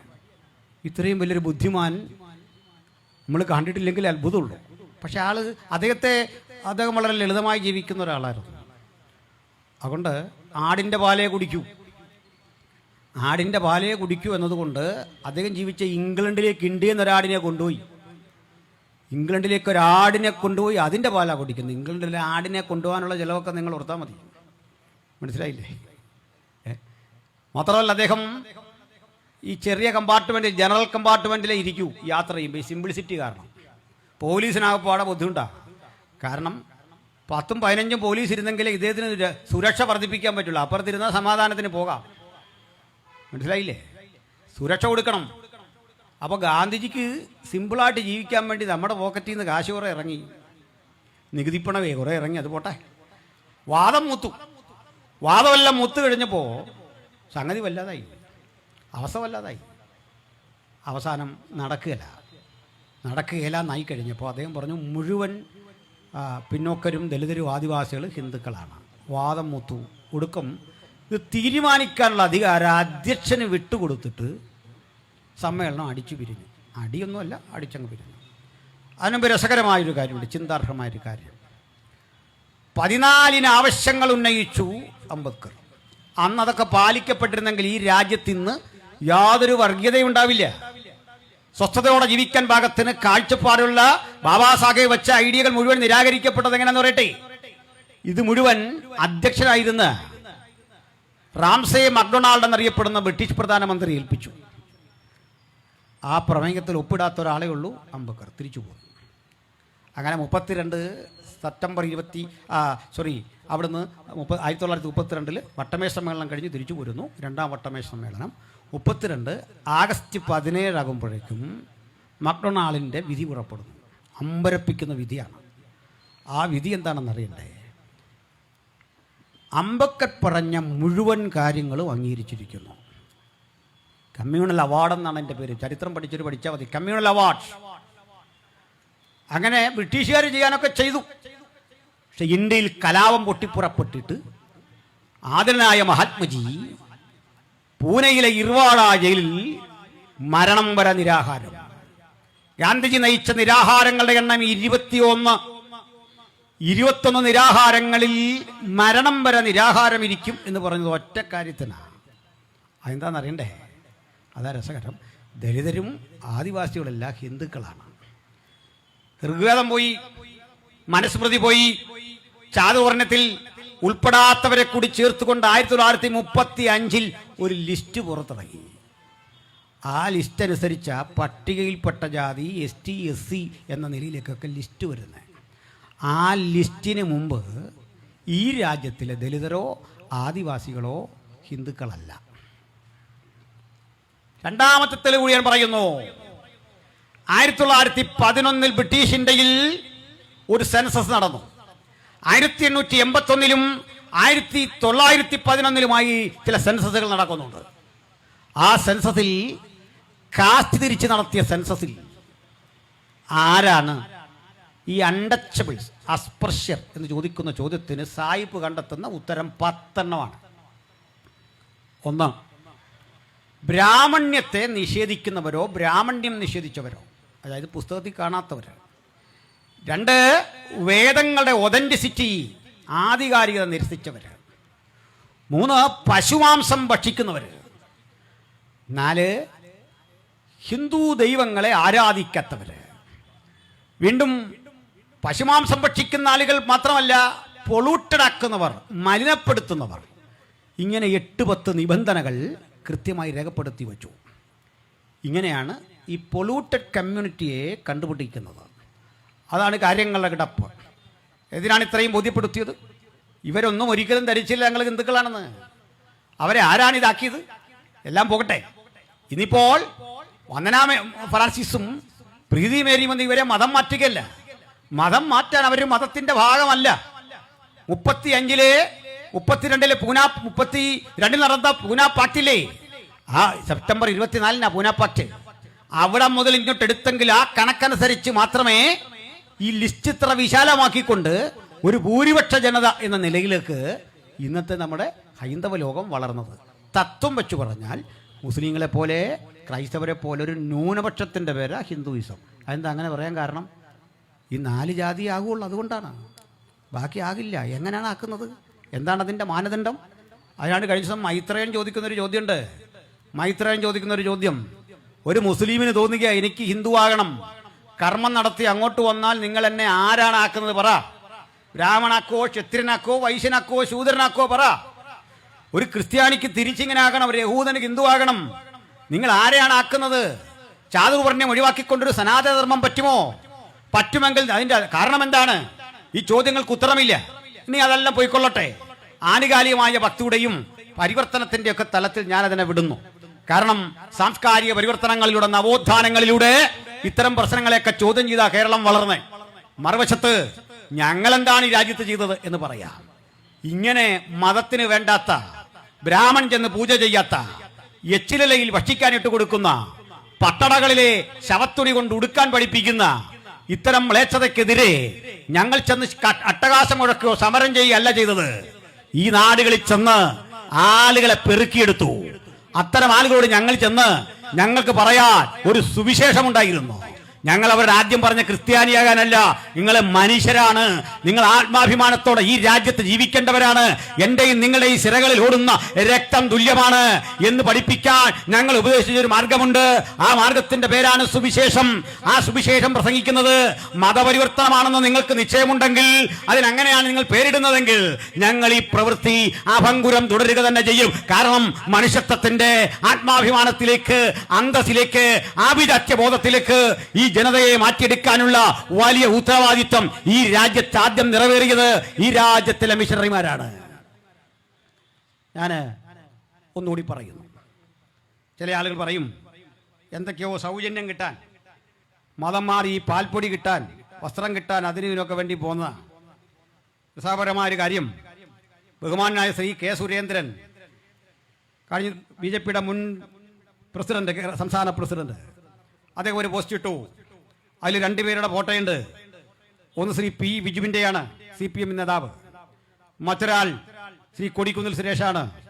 ഈ രണ്ടുപേരുടെ ചിത്രമിട്ടിട്ട് പറയാണ്, ഇതാ സംവരണം തട്ടിയെടുക്കുന്നു, ഇവർ ക്രിസ്ത്യാനികളാണ്, പേര് കൊണ്ട് ഇവർ ഹിന്ദുക്കളാണ്, എന്നിട്ട് ഇതാ സംവരണം തട്ടിയെടുക്കുന്നു എന്ന് പറഞ്ഞുകൊണ്ട് സനാതന ധർമ്മത്തിന് വേണ്ടി വാദിക്കുമ്പോൾ, പ്രിയപ്പെട്ട സുരേന്ദ്ര, താങ്കളെ പോലും സനാതനധർമ്മം കാലുകൊണ്ടടിച്ച് പുറത്തു കളഞ്ഞിരുന്ന ഒരു കാലമുണ്ടായിരുന്ന കാര്യം താങ്കൾ വിസ്മരിച്ചു പോരുന്നോ? ഞാൻ പറയട്ടെ, TK മാധവന്റെ അമ്മയുടെ ചരിത്രം, ഭാര്യ മാതാവിന്റെ ചരിത്രം ഞാനൊരു വീഡിയോയിൽ പറയുന്നുണ്ട്. ഈ TK മാധവന്റെ ഭാര്യയുടെ അമ്മ, അവർക്ക് രോഗാവസ്ഥ വന്നപ്പോൾ ബ്രാഹ്മൺ കഴിച്ച് എച്ചിലയിൽ ഭക്ഷണം കഴിക്കേണ്ട വിധി വന്നു. ഈ എച്ചിലയിൽ ഭക്ഷിക്കാൻ വിധിക്കപ്പെട്ട അവസ്ഥയിൽ നിന്ന് മാന്യമായ ആഹാരം ഹോട്ടലിൽ കയറി കഴിക്കാൻ, അതിനി ബീഫാണോ അല്ലയോ എന്ന് എനിക്കറിയില്ല, ഇത്ര അന്തസാർന്ന ആഹാരം കഴിക്കത്തക്ക വിധത്തിൽ അങ്ങേക്ക് ആഭിജാത്യം വളർത്തി തന്ന ആരാ? അത് മനസ്സിലാക്കിക്കൊള്ളണം. ഈ മാറ്റങ്ങളുടെ മുഴുവൻ അടിസ്ഥാനം ആരാ? നിങ്ങൾ ഈ രാജ്യത്ത് വളർന്നുപോയ മുഴുവൻ മനുഷ്യന്റെയും ചരിത്രം പഠിച്ചാൽ അവരെല്ലാം പിന്നിൽ ഒരു ക്രിസ്തീയ സ്ഥാപനത്തിന്റെ സ്വാധീനമുണ്ട്. മഹാനായ ശശി തരൂർ പഠിച്ചത് എവിടെയാണ്? പ്രിയപ്പെട്ട രാഹുൽ ഗാന്ധി പഠിച്ചത് എവിടെയാണ്? ആദരണീയായ നിർമ്മല സീതാരാമൻ പഠിച്ചത് എവിടെയാണ്? ഇത്തരം ആളുകളുടെ പേര് ജോൺ ബ്രിട്ടാസ് ചോദിക്കുമ്പോൾ ഉത്തരമില്ലാതെ പരുങ്ങുന്ന ഈ വ്യവസ്ഥയിലെ, മിണ്ടാതിരിക്കുന്ന വ്യവസ്ഥയിലെ ആ കാര്യം ഞങ്ങൾക്കൊന്ന് ഉണർത്തിച്ച് ഓർമ്മപ്പെടുത്തി പറയാനുണ്ട്. ആ കാര്യം എന്തെന്നറിയണ്ടേ? ഈ രാജ്യത്തിൽ, ഈ കേരളത്തിൽ, ഇന്ത്യ മഹാരാജ്യത്തിന്റെ പലയിടങ്ങളിൽ സാധുക്കളെ, സാധാരണക്കാരെ കണ്ട് അവരെ അഭ്യസ്ത വിദ്യരാക്കി മാറ്റിയ മഹത്തരമായ മാർഗമാണ് യേശുക്രിസ്തുവിന്റെ സുവിശേഷത്തിന്റെ മാർഗം. ഞാൻ ഇതേ വേദിയിൽ ഇതിന്റെ മുമ്പും വന്ന് പ്രസംഗിച്ച നിരവധി കാരണങ്ങളുണ്ട്. നിങ്ങൾ പഠിക്കേണ്ട ഒരു പുസ്തകമാ അടിമ കേരളത്തിന്റെ അദൃശ്യ ചരിത്രം, ഡോക്ടർ ബിനിൽ പോളിന്റെ പുസ്തകം. ഈ പുസ്തകത്തിലാണ് 2 കൊല്ലം മുമ്പ് കേരള സാഹിത്യ അക്കാദമിയുടെ അവാർഡ് കിട്ടിയത്. ആ പുസ്തകം ഇന്ന് 11ാം പതിപ്പിലേക്ക് നീങ്ങിക്കഴിഞ്ഞിരിക്കുന്നു. അത്രയും ബെസ്റ്റ് സെല്ലറാണ്. ശ്രീ ബിനിൽ പോൾ കൃത്യമായി ഈ രാജ്യത്ത് നടന്ന വിവേചനങ്ങളെ, അടിമത്തത്തിന്റെ ചരിത്രം കൃത്യമായ വിധത്തിൽ രേഖപ്പെടുത്തി വെക്കുന്നുണ്ട്. പ്രിയപ്പെട്ടവരെ, മല്ലപ്പള്ളി ചന്തയിൽ ഒരടിമയുടെ വില 21 രൂപയായിരുന്നപ്പോൾ ചങ്ങനാശ്ശേരി ചന്തയിൽ ഒരടിമയുടെ വില ഇതുപോലെ 3 രൂപ മാത്രമായിരുന്നു. 3 രൂപ മാത്രം വിലയുള്ള ചങ്ങനാശ്ശേരി ചന്തയിൽ നിന്ന് 21 രൂപ കിട്ടുന്ന ഇടത്തിലേക്ക് കന്നുകാലികളെ കൊണ്ടുപോകും പോലെ ആളുകളെ ചാട്ടക്കടിച്ച് കൊണ്ടുവന്ന് തെരുവിലിട്ട് വിൽക്കുന്ന കാഴ്ച കണ്ടപ്പോൾ പള്ളം കേന്ദ്രമാക്കി പ്രവർത്തിച്ച ഹെൻറി ബക്കർ ജൂനിയർ എന്ന സായിപ്പ് നിരവധി അടിമകൾക്ക് 21, 30 രൂപയൊക്കെ കൊടുത്ത് വില കൊടുത്തു വാങ്ങി അവരെ സ്വതന്ത്രരായി പുറത്തുവിടുമ്പോൾ നിങ്ങൾ ഇതിനെ പണം കൊടുത്തുള്ള മതപരിവർത്തനം എന്ന് പറയുമെങ്കിൽ, ഇത്തരം ഒരു പരിഗണന ഒരാൾ അർഹിക്കുന്നുണ്ടെങ്കിൽ നിങ്ങൾ ചരിത്രം പഠിക്കുക. അടിമകളെ വിലക്ക് വാങ്ങി ഫ്രീ ആക്കി വിട്ടയക്കാൻ അവരെ പ്രേരിപ്പിച്ച ധാർമ്മികമായ ആ സംഹിതയുടെ പേരാണ് വിശുദ്ധ ബൈബിൾ. 1ഉം 2ഉം പേരല്ല, ആയിരക്കണക്കിന് ആളുകൾ അടിമത്തത്തിന്റെ ഇത്തരം ചങ്ങലകളെ പൊട്ടിച്ചെറിഞ്ഞുകൊണ്ട് അവർ സാംശീകരിച്ചെടുത്ത സുവിശേഷത്തിന്റെ മഹത്തര സത്യം ഈ രാജ്യത്തോട് ഘോഷിക്കാനുള്ള ഞങ്ങളുടെ ആർജവം എവിടെയും പണയം വെക്കാതെ ഛത്തീസ്ഗഡിലോ അതല്ലെങ്കിൽ രാജസ്ഥാനിലോ ഉത്തർപ്രദേശിലോ ഈ ഇന്ത്യൻ ഭൂമികയുടെ ഏതെങ്കിലും പ്രദേശത്ത് ഇത്തരത്തിലുള്ള പ്രവണതകൾ കാണുമ്പോൾ താത്തു വെക്കാനുള്ളതല്ല ഞങ്ങളുടെ വിശ്വാസം, നിലച്ച് ഏതെങ്കിലും തരത്തിൽ പിന്തിരിഞ്ഞോടാനുള്ളതല്ല ഞങ്ങളുടെ ആത്മാർത്ഥത എന്നുള്ള കാര്യം മാത്രം പറയാനാണ് ഞങ്ങളിവിടെ വന്നിട്ടുള്ളത്. അതുകൊണ്ടാണ് ജനങ്ങളെ ബുദ്ധിമുട്ടിക്കുന്ന പ്രകടനം ഞങ്ങൾ നടത്താറില്ല. നിങ്ങൾ ആലോചിച്ച് നോക്കണം. ഇവിടെ പറയുമ്പോൾ തന്നെ പറയുന്നത് 3-4 തരം നിയമങ്ങൾക്ക് വിധേയമായിട്ടാണ് മതസമ്മേളനങ്ങൾക്ക് അനുമതി. ഞാൻ പറഞ്ഞു അത് പബ്ലിക് ഓർഡറിനെ ബാധിക്കരുത്. ഞാൻ പറഞ്ഞു മതപരമായ സമ്മേളനങ്ങളും പ്രസംഗങ്ങളും പബ്ലിക് മൊറാലിറ്റിയെ ബാധിക്കരുത്. മതപരമായ സമ്മേളനങ്ങളും കൂട്ടങ്ങളും പബ്ലിക് ഹെൽത്തിനെ ബാധിക്കരുത്. ഞങ്ങൾ ഈ രാജ്യത്തിലെ റോഡുകൾ കയ്യേറി ഒരു പൊതുയോഗം നടത്തിയതിന്റെ ഏതെങ്കിലും തെളിവ് കാണിക്കാമോ? ഞങ്ങൾ ഏതെങ്കിലും സ്ഥലത്ത് മാലിന്യമുണ്ടാക്കിയെന്ന് തെളിവുകൾ കാണിക്കാമോ? അന്തസ്സോടെ ചിട്ടയോടെയാണ് ഇത്തരം യോഗങ്ങൾ ഞങ്ങൾ സംഘടിപ്പിക്കുന്നതെങ്കിൽ നോക്കണം. ചില പറയുന്നു ഞങ്ങൾക്ക് ബഹളമേറെയാണ്, ഞങ്ങൾക്ക് ശബ്ദമേറെയാണ്. പൊന്നു സ്നേഹിത, ഞങ്ങളാണോ ഏറ്റവും അധികം ശബ്ദമുണ്ടാക്കുന്നത്? ഞാൻ എരുമേലി സ്വദേശിയാണ്. മണ്ഡല മകളവിലക്ക് കാലത്ത് 2-3 മാസങ്ങൾ ജാതി മത ഭേദമന്യേ ചെണ്ടയും വാദ്യവും അരങ്ങുകളും 24 മണിക്കൂറും കേട്ട് അതിന്റെ മധ്യേ ജനിച്ചു വളർന്ന ആളാണ് ഞാൻ. എനിക്ക് അസഹിഷ്ണുത തോന്നിയിട്ടില്ല. അതെന്റെ പ്രിയപ്പെട്ട സഹോദരങ്ങളുടെ ആരാധന ഭാഗമെന്ന് കരുതി ഞങ്ങൾ അതിനെ ബഹുമാനിച്ചിട്ടേ ഉള്ളൂ. പക്ഷെ 9:30 മണിയോടുകൂടി, രാത്രി 9:30 മണിയോടുകൂടി അവസാനിക്കുന്ന സാധാരണ പൊതുയോഗങ്ങളും ഉച്ചയ്ക്കാണെങ്കിൽ 1 മണിക്ക് മുമ്പ് അവസാനിക്കുന്ന സാധാരണ മീറ്റിങ്ങുകളും ഞങ്ങളുടെ സ്വകാര്യങ്ങളിൽ നിന്ന് പ്രാർത്ഥിക്കുന്ന പ്രാർത്ഥനകൾക്ക് ശബ്ദമുണ്ടെന്ന് നിങ്ങൾ സമ്മതിക്കുന്നു. എന്നാൽ അതിനെ പബ്ലിക് ന്യൂസൻസിൽ പെടുത്തി ഞങ്ങൾ ഇത്തരത്തിലാണെന്ന് പറയുന്നു. ഓർക്കുക, ഞങ്ങൾ വഴിയടച്ച് പെരുവഴികൾ മുഴുവൻ പിടിച്ചെടുത്ത് പൊങ്കാലയുണ്ടാക്കി ആ പുകയും പടലങ്ങളും മുഴുവൻ അന്തരീക്ഷത്തെ ഈ വിധത്തിൽ മലിനീകരിക്കുമ്പോൾ ഏതെങ്കിലും തരത്തിൽ പ്രതികരിച്ച് കണ്ടിട്ടുണ്ടോ? റോഡുകൾ കുഴിച്ച് കമാനങ്ങൾ ഉണ്ടാക്കി പൊതുവഴിയിൽ പോകുന്ന വാഹനങ്ങൾ തടഞ്ഞു നിർത്തി നിർബന്ധിത പിരിവുകൾ വാങ്ങി നോക്കണം. ഇത്യാദി കാര്യങ്ങൾ അടിച്ചേൽപ്പിക്കുമ്പോൾ ഞങ്ങൾ ഈ രാജ്യത്തൊരാളെയും ദ്രോഹിക്കാൻ പോയിട്ടില്ല, ഒരു തരത്തിലും ആക്രമിക്കാൻ പോയിട്ടില്ല, ഒരുതരം പ്രയാസ പ്രതിസന്ധികളും സൃഷ്ടിക്കാൻ പോയിട്ടില്ല. മറിച്ച് സമാധാനപൂർണമായി ഈ രാജ്യത്ത് ജീവിച്ച് ഭരണഘടനാ നിബദ്ധമായ ഉത്തരവാദിത്തങ്ങൾ നിറവേറുന്ന ഒരു സമൂഹം എന്ന നിലയിൽ മാത്രമാണ് ഇവിടെ വർത്തിച്ചിട്ടുള്ളത് എന്ന കാര്യം പറയാൻ ഞങ്ങൾ അമാന്തിക്കുന്നില്ല. സുവിശേഷം ഈ രാജ്യത്തിലേക്ക് വന്ന് എന്ത് ചെയ്തു? ഞാൻ പറഞ്ഞു, സതിയുടെ നിരോധനം. ഇത് ബ്രിട്ടീഷുകാർ ചെയ്തല്ല, ബ്രിട്ടീഷുകാർക്കൊപ്പം വന്ന മിഷണറിമാർ. നിങ്ങൾക്കറിയണ്ടേ, ബ്രിട്ടീഷുകാരെയും ഈ രാജ്യത്തിലേക്ക് വന്ന മിഷണറിമാരെയും നിങ്ങൾ രണ്ടായി കണ്ടുപിടിക്കണം ചരിത്രം. ബ്രിട്ടീഷുകാർ കൊള്ളയിടാൻ വന്നപ്പോൾ ഹെൻറി ബേക്കറെ പോലെ, ബഹുമാനായ ഹെർമൻ ഗുണ്ടറ്റിനെ പോലെ, ആദരണീയനായ നമ്മളെ വില്യം കേരിയെ പോലെ 100 കണക്കിന് സുവിശേഷകർ ഈ രാജ്യത്തിലേക്ക് ഇംഗ്ലണ്ടിലും സ്കോട്ട്ലാൻഡിലും ഒക്കെ തങ്ങൾക്കുണ്ടായിരുന്ന സ്വത്തും സൗകര്യങ്ങളൊക്കെ വിറ്റ് കിട്ടിയ പണം കൊണ്ട് ഇന്ത്യയിൽ വന്ന് കഷ്ടപ്പെട്ട് ഇവിടെ പ്രവർത്തിച്ച് ഇവിടെ തന്നെ മരിച്ചടങ്ങിയവരാണ്. അവരൊരു തുണ്ട് ഭൂമിയും കൊണ്ടുപോയില്ല, ഇവിടുന്ന് ഒരു നാണയവും കൊണ്ടുപോയില്ല. അവരുടെ കഴിവും പ്രാപ്തിയും ഈ രാജ്യത്തിന്റെ ഗുണഗണങ്ങൾക്ക് വേണ്ടി ഉപയോഗിച്ച ചരിത്രമാണ് നമുക്ക് കാണാനായിട്ട് സാധിക്കുന്നത്. ഹെൻറി ബേക്കർ വന്നിരുന്നില്ലെങ്കിൽ ഇത്തരമൊരു തൊടുപുഴയുടെ ചരിത്രം മറ്റൊന്നായി തീരുമായിരുന്നു. പള്ളത്ത് ഹെൻറി ബേക്കർ ജൂനിയർ വന്നിരുന്നില്ലെങ്കിൽ കോട്ടയം പോലൊരു സിറ്റി, ആ സിറ്റി നോക്കിക്കൊണ്ട് നമ്മൾ ഇന്ന് ബേക്കർ ജംഗ്ഷൻ എന്നൊക്കെ പറയുമല്ലോ. ഈ രാജ്യത്തിന്റെ നിർമ്മിതിയിൽ ഞങ്ങൾ വഹിച്ച പങ്ക് എന്തെന്ന് ഇനിയും പറഞ്ഞു തരണമോ?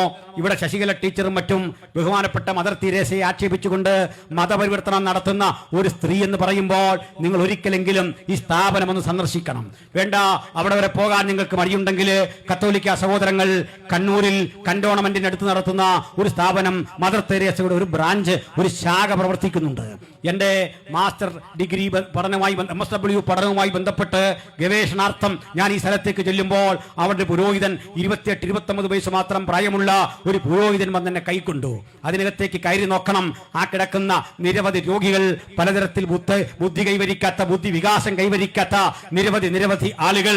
അവരരികിലേക്ക് ചെന്നിട്ട് അവരെ തലോടുന്നു, അവരുടെ മുറിവ് കഴുകി കിട്ടുന്നു. അവർക്ക് യാതൊരു ശമ്പളവും കിട്ടിയിട്ടല്ല ഈ കഠിനാധ്വാനത്തിലൂടെ ഈ ആളുകളെ പരിരക്ഷിക്കുന്നത്. മുമ്പ് ഞാൻ പറഞ്ഞു, ആടിന് കടല കൊടുത്തിട്ട് ആട് കഴിച്ച കടലയ്ക്ക് ശേഷം ആ പാൽ കറന്നെടുത്ത് കുടിച്ചുകൊള്ളാം എന്ന് പറയുന്ന കാപഡ്യമല്ല ഈ സിസ്റ്റേഴ്സ് പോയി ചെയ്തത്. ഈ സ്ഥലങ്ങളിലൊക്കെ ഈ സിസ്റ്റേഴ്സിനെ കുറിച്ച് നിങ്ങൾ പഠിക്കണം. ആ കൂടെ പോയ പ്രീതി മേരി എന്ന് പറയുന്ന ഒരു സിസ്റ്ററിലെ, അവർക്ക് ത്വക്ക് രോഗമാണ്. ഈ ത്വക്ക് രോഗം എങ്ങനെയാണ് പകരുന്നത്? ആ ത്വക്ക് രോഗം പകരാനുള്ള കാരണം അവർ പോയി ഇടപെട്ട കോളനിയിലെ ആളുകൾ മുഴുവൻ ഇത്തരം പകർച്ചവ്യാധികൾ കടിമകളാണ്.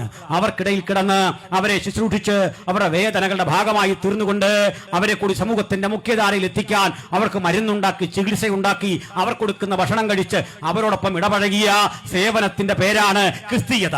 അത് ഞങ്ങൾ പഠിപ്പിക്കുമ്പോൾ മതപരിവർത്തനമെന്ന് നിങ്ങൾ പറയുമെങ്കിൽ നിങ്ങൾ പറയൂ, 5000 വർഷമായിട്ടും ഇത്ര സനാതനപരമായ മൂല്യങ്ങളുടെ നിന്നിട്ടും എങ്ങനെ 5.5 ലക്ഷം കോളനികൾ ഈ രാജ്യത്തുണ്ടായി എന്ന് പറയണം? 5.5 ലക്ഷം കോളനികളായി കോടിക്കണക്കിന് മനുഷ്യര് അക്ഷരാഭ്യാസമില്ലാതെ, വിവരവും വിവേകവുമില്ലാതെ കഴിയുന്നു. അതിന്റെ കാരണം നിങ്ങൾ പറയണം. ഇത്തരം പ്രദേശങ്ങളിൽ കടന്നുപോയി അവരെ ഉദ്ധരിക്കാൻ, അവരെ തിരിച്ചു കൊണ്ടുവരാൻ, ജീവിതത്തിലേക്ക് അവരെ മടക്കി കൊണ്ടുവരാൻ, അവരും മനുഷ്യരാണെന്ന് പറയാൻ ഞങ്ങൾ കലാലയങ്ങൾ ആരംഭിക്കും. ആ കലാലയങ്ങൾ ആരംഭിക്കുമ്പോൾ ആ കലാലയത്തിൽ ജാതി ചോദിക്കില്ല, മതം ചോദിക്കില്ല, വർണ്ണം ചോദിക്കില്ല, വർഗം ചോദിക്കില്ല. അതൊക്കെ ഭരണകൂടം വേണമെങ്കിൽ ചോദിച്ചറിഞ്ഞുകൊള്ളട്ടെ. അവരെ ഇംഗ്ലീഷ് പഠിപ്പിക്കും, പ്രാദേശിക ഭാഷ പഠിപ്പിക്കും, വ്യാകരണം പഠിപ്പിക്കും.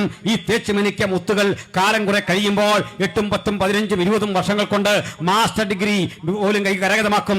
ഇത്തരം വിധത്തിൽ ബിരുദവും ബിരുദാനന്തര ബിരുദം കരഗതമാക്കിയ കുട്ടികൾ പോലീസുകാരായി, തഹസീൽദാർമാരായി, വില്ലേജ് ഓഫീസർമാരായി, ടെസ്റ്റുകൾ എഴുതി പാസ്സായി ഇതേ സ്ഥാനങ്ങളിൽ ഔദ്യോഗിക സ്ഥാനത്തെത്തുമ്പോൾ 100 രൂപ കാശിന് പോലും ഒരു ദിവസം പണിയെടുത്താൽ കിട്ടാത്ത പ്രാകൃതാവസ്ഥ വിട്ടുകൊണ്ട് അവർ മികച്ച ശമ്പളം കൈപ്പറ്റും, വാഹനമുണ്ടാകും, ജീവിതത്തിന്റെ ചുറ്റുപാടുണ്ടാകും. മറ്റൊന്നുകൂടി, അടിമപ്പണി ചെയ്യാൻ ആളെ കിട്ടാതെ വണ്ണം ഭൂവുടമകൾ സെമീന്ദാർമാർ കഷ്ടപ്പെടുമ്പോൾ അവർ മദ്യം കൊടുത്ത്, മയക്കുമരുന്ന് കൊടുത്ത് സാധാരണ മനുഷ്യരെ ഇളക്കി വിട്ടുകൊണ്ട് ഇത്തരം സുവിശേഷ പ്രഭാഷണങ്ങളെ, പാട്ടുപാടുന്ന ഇടങ്ങളെ, യോഗങ്ങളെ അലങ്കോലപ്പെടുത്തുമ്പോൾ നിങ്ങൾ നശിപ്പിക്കുന്നത് ഒരു ജനതയുടെ ഭാവിയാണ്, ഒരു ജനതയുടെ ജീവിതമാണ് എന്നുള്ളൊരു യാഥാർത്ഥ്യം കൂടി ഓർത്തുകൊള്ളണം. ഞാൻ ഒരു ചോദ്യത്തിന് കൂടി മറുപടി പറഞ്ഞുകൊണ്ട് അവസാനിപ്പിക്കാം. ചിലരെങ്കിലും പറയാറുണ്ട്, നിങ്ങൾ എന്തുകൊണ്ട് ഈ കോളനികളിൽ സുവിശേഷം പറയാൻ പോകുന്നു?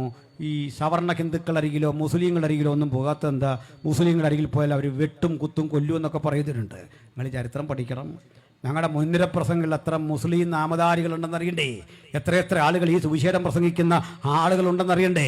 ധാരാളം ആളുകൾ അതേ പേര് പോലും മാറാതെ സുവിശേഷം പ്രസംഗിക്കുന്ന ആളുകളെ നിങ്ങൾക്ക് തരാം. ഇനി സവർണ ഹിന്ദുക്കളരികിൽ ഞങ്ങൾ പോകുന്നില്ല എന്ന വാദവും വളരെ തെറ്റാണ്. അതുകൂടി ഇത് പഠിച്ചു. ഇന്ത്യ മഹാരാജ്യത്തിൽ ഈ പെന്തക്കോസ്ത് അനുഭവമില്ല. ഞങ്ങൾ ഈ ഒച്ച വെക്കും, ബഹളം വെക്കും, അന്യഭാഷയിൽ പാട്ടുപാടും, നൃത്തം ചെയ്യുമെന്നൊക്കെ പറയുന്ന അനുഭവം ആദ്യം ആർജിച്ച ആ സ്ഥലം എവിടാന്നറിയണ്ടേ? പണ്ഡിത രമാബായിയുടെ മുക്തി മിഷനാണ്. ആധുനിക കാലത്ത് ജീവിച്ചിരിക്കുന്ന സംഘപരിവാര ശക്തികൾക്ക് പണ്ഡിത രമാബായി ആരെന്നറിയില്ലെങ്കിൽ ഗൂഗിൾ ചെയ്ത് നോക്കിയാൽ മതി. 1960 രാഷ്ട്രം അവരുടെ പേരിൽ ഒരു തപാൽ സ്റ്റാമ്പ് പുറത്തിറക്കിയിട്ടുണ്ട്. ഏതാണ്ട് 300-ലധികം ഏക്കറിൽ വ്യാപരിച്ചു കിടക്കുന്ന മുക്തി മിഷനിൽ ഈ ഞാനും ചില നാളുകൾക്കപ്പുറത്ത് ഒരു മീറ്റിംഗിനായി കടന്നുപോയി. ആരായിരുന്നു പണ്ഡിത രമാബായി? കർണാടക സ്വദേശിയായിട്ടുള്ള ഒരു ചിത്പവൻ ബ്രാഹ്മണ സ്ത്രീയാണ്. ഈ ബ്രാഹ്മണ സ്ത്രീയുടെ മുഴുവൻ പേര് പണ്ഡിത രമാബായി സരസ്വതി എന്നായിരുന്നു. പണ്ഡിത രമാബായി സരസ്വതിയാണ് പണ്ഡിറ്റ് എന്ന ബിരുദം ഇന്ത്യയിൽ ആദ്യ കരഗതമാക്കിയ വനിതാരത്നം എന്നുകൂടി ഓർക്കണം. പണ്ഡിറ്റ് എന്ന ബിരുദം പണ്ഡിറ്റ് മദൻ മോഹൻ മാളവ്യ, പണ്ഡിറ്റ് നെഹ്റു, പണ്ഡിറ്റ് കറുപ്പൻ എന്നൊക്കെ പറയുന്ന പോലെ പണ്ഡിറ്റ് എന്ന ബിരുദം സംസ്കൃതത്തിൽ അവഗാഹമായ പണ്ഡിതയായ ഈ സ്ത്രീയെ ഈ തന്റെ മാതാപിതാക്കളോടൊപ്പം ദീർഘദൂരം യാത്ര ചെയ്ത് പ്രധാനപ്പെട്ട ക്ഷേത്രങ്ങളിൽ ആ തീർത്ഥാടനത്തിനായി പോകും വഴിക്ക് ഇവർക്കൊരു പ്രശ്നമുണ്ട്. മറ്റ് ബ്രാഹ്മൺസിന്റെ പോലും ഫുഡ് കഴിക്കാൻ വയ്യ. അയിത്തവും അനാചാരവും നിലനിൽക്കുന്നു. തീണ്ടലും തൊടിയിലും അസ്പർശ്യതും നിലനിൽക്കുമ്പോൾ അവർ പൊതുവാഹനങ്ങളിൽ യാത്ര ചെയ്തില്ല. കഷ്ടപ്പെട്ടു നടന്നും പോകുന്ന വഴിക്ക് ഒരു ജലാശയത്തിൽ ഇറങ്ങി മുങ്ങിപ്പൊങ്ങുമ്പോൾ അവരുടെ പക്കലേക്ക് ഒരു സരസ്വതി വിഗ്രഹം കിട്ടി. കയ്യിൽ പേര് പോലെ കിട്ടിയ ഈ വിഗ്രഹത്തെ അവർ പൂജിച്ചു, ബഹുമാനിച്ചു. എന്നിട്ട് ഈ കൊച്ചു പെൺകുട്ടിയുടെ കയ്യിൽ ഇത്തരമൊന്ന് കിട്ടിയല്ലോ എന്നോർത്ത് ആളുകൾ അവളെ ബഹുമാനിക്കാൻ തുടങ്ങി, ആദരിക്കാൻ തുടങ്ങി. അവരിൽ ദൈവപരിവേഷം കാണാൻ തുടങ്ങി. പക്ഷേ യാത്ര പുരോഗമിച്ച് കാലം കുറെ കഴിഞ്ഞപ്പോൾ പട്ടിണിയും പരിവട്ടവും നിമിത്തമുണ്ടായ അൾസർ ബാധിതനായി വഴിയോരത്തപ്പൻ മരിച്ചു വീണു. വലിയ നിരാശയിലും കഷ്ടപ്പാടിലും ഈ പെൺകുട്ടി ഒറ്റപ്പെടുന്ന രാത്രിയിൽ തൻ്റെ കയ്യിൽ നിന്ന വിഗ്രഹം കയ്യിലെന്തിട്ട് ചോദിച്ചു, ഞാൻ അനേകരോട് നിന്നെക്കുറിച്ച് പരിചയപ്പെടുത്തി, നിന്നെപ്പറ്റിയുള്ള സ്തോത്രങ്ങളും സ്തുതികളും പാടിക്കൊടുത്തു. പക്ഷേ എൻ്റെ ജീവിതത്തിൽ ഒരിക്കലും എനിക്ക് സമാധാനമില്ല. വന്ന വഴികളിലൊന്നും എനിക്ക് സാന്ത്വനമില്ല. എന്നെ സാന്ത്വനപ്പെടുത്താൻ നിനക്കെന്തുകൊണ്ട് കഴിയാതെ പോയി. എൻ്റെ അപ്പൻ ദയനീയമായ അവസ്ഥയിൽ ഇത്തരത്തിൽ മരിച്ചു വീണ ആ വേദനയെല്ലാം അവൾ പങ്കിട്ടിട്ട് ഇതെടുത്ത് ദൂരേക്ക് കളഞ്ഞു. അന്ന് അവൾക്ക് കിട്ടിയ ദിവ്യമായ ഒരു ആത്മീക ചൈതന്യം നിമിത്തം അവൾ യേശുവിനെ കർത്താവൻ രക്ഷിതാവായി സ്വീകരിച്ചു.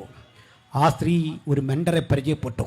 പരിതലമായി ലണ്ടനിലും അമേരിക്കയിലുമൊക്കെ ചെല്ലുമ്പോൾ കാണുന്ന കാഴ്ച എന്താണ്? അവിടെ ആളുകൾ സുഖലോലുപരായി സന്തോഷയുക്തന്മാരായി ജീവിക്കുന്ന കാഴ്ച കണ്ടു. മാംസഭക്ഷണം കഴിക്കുന്ന കാഴ്ച കണ്ടു. എല്ലും തോലുമായി നടക്കുന്ന ഈ നാട്ടിലെ ആളുകളെ പോലല്ല. പട്ടിണി വന്ന് മരിക്കേണ്ടതില്ല. വിഭവസമൃദ്ധമായ ഈ രാജ്യത്തിലെ വിഭവങ്ങൾ മുഴുവൻ മതത്തിന്റെ ദുരാചാരണങ്ങളുടെ പേരിൽ ഇങ്ങനെ നശിപ്പിക്കപ്പെടുന്നു. അവൾക്ക് അവിടെ ജീവിക്കാം സ്വസ്ഥതയോടെ. പക്ഷെ ആ നാട്ടിലേക്ക് തിരിച്ചു വന്നു. നാട്ടിൽ തിരിച്ചു വന്നിട്ട് സതി പിന്തള്ളിക്കളയുന്ന ആർക്കും വേണ്ടാത്ത സ്ത്രീകളെ, ആർക്കും വേണ്ടാത്ത അനാഥരെ, വിധവമാരെയൊക്കെ പിടിച്ചെടുത്ത് ഒരു സ്ഥാപനം ആരംഭിച്ചു. ആ സ്ഥാപനം പൊട്ടിക്കെട്ടാൻ ഈ രാജ്യത്തിലെ സവർണ മേധാവികൾ പലവട്ടം ശ്രമിച്ചിട്ടും അവൾക്കുള്ള സ്വാധീനം ഉപയോഗിച്ച് അതിനെയൊക്കെ ചെറുത്തു. നോക്കണേ, അന്തർമാർക്ക് ലിപി ഉണ്ടാക്കുന്ന ബ്രെയിലി ലിപി മറാഠി ഭാഷയിൽ ഉണ്ടാക്കിയ സ്ത്രീയാണവൾ. കിൻഡർ ഗാർട്ടൻ എന്ന് നമ്മൾ കേട്ടിട്ടുണ്ടല്ലോ. ഇന്ത്യ മഹാരാജ്യത്തിൽ ആദ്യം കിൻഡർ ഗാർട്ടൻ എന്നറിയപ്പെടുന്ന സ്കൂൾ സ്ഥാപിച്ചത് ഈ പാവ സ്ത്രീയാ. 4 അടി പൊക്കം മാത്രമുള്ള ആ സഹോദരി കിടന്ന കട്ടിലൊക്കെ മ്യൂസിയത്തിൽ സൂക്ഷിച്ചു വെച്ചിട്ടുണ്ട്. 4 അടി പൊക്കം, ഒരു കുള്ളത്തി എന്ന് പറയാവുന്ന ഒരു സഹോദരി. പക്ഷേ ആ ചെറിയ സഹോദരിയുടെ ചിന്താമണ്ഡലങ്ങളിൽ കൂടി കടന്നുപോയ പോയ വിപ്ലവാത്മകമായ ആശയങ്ങളാ സതിയുടെ നിരോധനം വരെ കാര്യങ്ങളെത്തിയെന്ന് മാത്രമല്ല അവരുടെ ഈ രാജ്യത്തിലേക്കുള്ള സംഭാവനകളെ പുരസ്കരിച്ചുകൊണ്ട് സ്വതന്ത്ര ഇന്ത്യ 1960 ഒരു തപാൽ സ്റ്റാമ്പ് പുറത്തിറക്കി അവരെ ആദരിച്ചു. 1993 വില്യം കേരിയെ ഒരു തപാൽ സ്റ്റാമ്പ് ഉണ്ടാക്കിക്കൊണ്ട് ഇന്ത്യ മഹാരാജ്യം ആദരിച്ചു. ഈ രണ്ട് ചരിത്രം ഞാൻ എന്തിനാ പറഞ്ഞെന്നറിയണ്ടേ? ഇതൊക്കെയാ ഞങ്ങൾ ഈ നാടിന് വേണ്ടി ചെയ്തത്. ഈ രാജ്യത്തിലേക്ക് വന്ന വില്യം കേരിയാണ് ഇന്ത്യ മഹാരാജ്യത്തിൽ ആദ്യമായിട്ട് ഒരു കോളേജ് സ്ഥാപിക്കുന്നത്. ഒരു കോളേജ് കേരളത്തിൽ ആദ്യത്തെ കോളേജ് ആരാ സ്ഥാപിച്ചത്? ആദ്യത്തെ സ്കൂൾ ആരാ സ്ഥാപിച്ചത്? പൊതുവിദ്യാഭ്യാസം ഗവൺമെന്റ് തുടങ്ങുന്നതിനും അപ്പുറത്ത് ഈ രാജ്യത്ത് ക്രൈസ്തവർ സ്കൂൾ ആരംഭിച്ചു, കോളേജുകൾ ആരംഭിച്ചു, ആതുരാലയങ്ങൾ ആരംഭിച്ചു. ഇങ്ങനെ നാടിന്റെ മാറ്റത്തിന്റെ മണിമുഴക്കത്തിന്റെ പിന്നിൽ ഉജ്ജ്വലമായി പ്രവർത്തിച്ച ഞങ്ങളെ നോക്കിയിട്ട് മതപരിവർത്തന ലോബി എന്ന് പേരിട്ട് വിളിക്കുമ്പോൾ ഒരു കാര്യം ഓർക്കണം, നിങ്ങളുടെ നേതാക്കന്മാർ പലരും വന്നിരുന്ന് പഠിച്ചത് ഈ സ്ഥാപനത്തിലാണ്. അവരെ പഠിപ്പിച്ച് മതം മാറ്റുകയായിരുന്നില്ല എന്ന ബ്രിട്ടാസ് പറഞ്ഞ ആശയം ഞാൻ വീണ്ടും ഇവിടെ ആവർത്തിക്കുമ്പോൾ മതം മാറ്റം എന്നൊരു രഹസ്യ അജണ്ടയൊന്നും ഞങ്ങൾക്കില്ല. പക്ഷേ യാതൊരുവൻ വിശ്വസിച്ച് യേശുവിനെ സ്വീകരിച്ച് മുമ്പോട്ട് വരുമോ അതിന് രഹസ്യ സ്വഭാവമൊന്നുമില്ല. ഞങ്ങൾ വരെ പിതാവിന്റെയും പുത്രന്റെയും പരിശുദ്ധാത്മാവിന്റെയും നാമത്തിൽ സ്നാനപ്പെടുത്തി ഈ മണ്ഡലത്തിൽ ചേർക്കും. അതിന്റെ കാരണം എന്താണെന്നൊക്കെ നിങ്ങൾ പഠിച്ചാൽ മതി. ഓർത്ത് നോക്ക്, രാംനാഥ് കോവിന്ദ് എന്നറിയപ്പെടുന്ന രാഷ്ട്രപതിക്കും ക്ഷേത്രത്തിൽ കടക്കാനാവാത്ത അശുദ്ധിയുള്ള നാടല്ലേ ഇത്. ഇന്ത്യയുടെ പ്രഥമ പൗരന്റെ അവസ്ഥ ഇതാണെങ്കിൽ ഇത് കേൾക്കുന്ന എന്റെ പ്രിയപ്പെട്ട ചോദിക്കട്ടെ, സെന്റ് പീറ്റേഴ്സ്ബർഗ് ഉൾപ്പെടെ ലോകത്തിലെ ഏതെങ്കിലും ക്രിസ്തീയ പള്ളിയിൽ ഏത് ആദിവാസിക്കും കയറാം, ഏത് സാധാരണക്കാരനും കയറാം, ഏത് ദലിതനും കയറാം. മാന്യമായ വസ്ത്രധാരണത്തോടുകൂടി മര്യാദകൾ പാലിച്ചുകൊണ്ട് നിങ്ങൾക്ക് കടക്കാൻ പറ്റാത്ത ഒരു ക്രിസ്തീയ ദേവാലയം ലോകത്തില്ല. മഹത്തരമായ ഈ ആശയം, മനുഷ്യൻ ഒന്നാണെന്ന് പറഞ്ഞ ഈ ആശയം, സമത്വവും സാഹോദര്യവും ലോകത്തിന്റെ മുമ്പിൽ വെച്ച ആശയം, കൊച്ചുകുട്ടിക്ക് പോലും അതിന്റെ വില കൊടുത്ത ഈ ആശയം, അതിനെ പ്രസംഗിക്കുന്ന ഞങ്ങളുടെ ആ നീക്കവും ഞങ്ങളുടെ സമീപനവും മനുഷ്യത്വപരമാണെന്ന് കണ്ടുകൊണ്ട് ആളുകൾ നിരന്തരം ഇതിന്റെ പക്ഷത്തേക്ക് അടുത്തു വരുന്നത്. മറ്റൊരു കാര്യം കൂടി പ്രിയപ്പെട്ടവരെ, ഇനി ഒരു ചോദ്യം കൂടി എനിക്ക് ബഹുമാനപ്പെട്ട സംഘപരിവാർ സുഹൃത്തുക്കളോടുണ്ട്. നിങ്ങളുടെ ഏത് ഗ്രന്ഥത്തിലാണ് തൊഴിൽ ചെയ്യുന്നവനെ ബഹുമാനിച്ചിട്ടുള്ളത്? ജോലി എടുക്കുന്നവനെ ബഹുമാനിച്ച ഒരു വചനം കാണിച്ചു തന്നാൽ, മാന്യമായി തൊഴിലെടുക്കുന്നവനെ കണ്ട് അവനെ ആദരിച്ച ഒരു വചനം കാണിച്ചു തന്നാൽ ഇതേ പരസ്യവേദിയിൽ വന്ന് ഞാൻ ക്ഷമ പറയും. ഇതേ പരസ്യവേദിയിൽ ഞാൻ വായിച്ച വേദങ്ങളിലൊന്നും തൊഴിലെടുത്തവനെ ബഹുമാനിച്ചൊരു വാക്യമില്ല. ആക്ഷേപിച്ച വാക്യങ്ങളേ ഉള്ളൂ. ഉദാഹരണം പറയാ, ഞാനും നിങ്ങളും ചായ കുടിച്ചിട്ട് ഗ്ലാസ് വഴിയിലെറിഞ്ഞു. ആ വഴിയിലെറിയുമ്പോൾ നഗരസഭയുടെ ജീവനക്കാരിവിടെ വരും.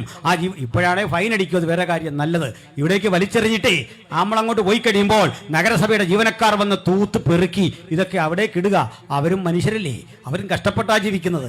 അവർ വന്ന് ഈ കയ്യിൽ ഗ്ലൗസും ഒക്കെ ഇട്ട് ഇതങ്ങോട്ട് പെറുക്കുക. പെറുക്കി ഇടുമ്പോഴേക്ക് നമുക്കിവരെന്തോ കുറഞ്ഞ മനുഷ്യരായി തോന്നുന്നെങ്കിലേ കുറവ് നിന്റെ ഹൃദയത്തിനാ സംഭവിച്ചത്. മനസ്സിലായില്ലേ? ഇങ്ങനെ പേപ്പറും മാലിന്യവും ഇട്ട് നാടിനെ അശുദ്ധനാക്കുന്നവൻ സാറാണെന്ന്, അവൻ മാന്യനാണെന്ന് നോക്കണം. നാടിനെ അശുദ്ധമാക്കുന്നവൻ മാന്യനും അശുദ്ധി പെറുക്കിക്കളയുന്നവൻ തോട്ടി എന്ന് വിളിച്ച മോശപ്പെട്ട സംസ്കാരമല്ലേ സനാതനം പഠിപ്പിച്ചത്? ഇവിടെ എവിടെയാ മനുഷ്യന് പരിഗണന കൊടുത്തത്?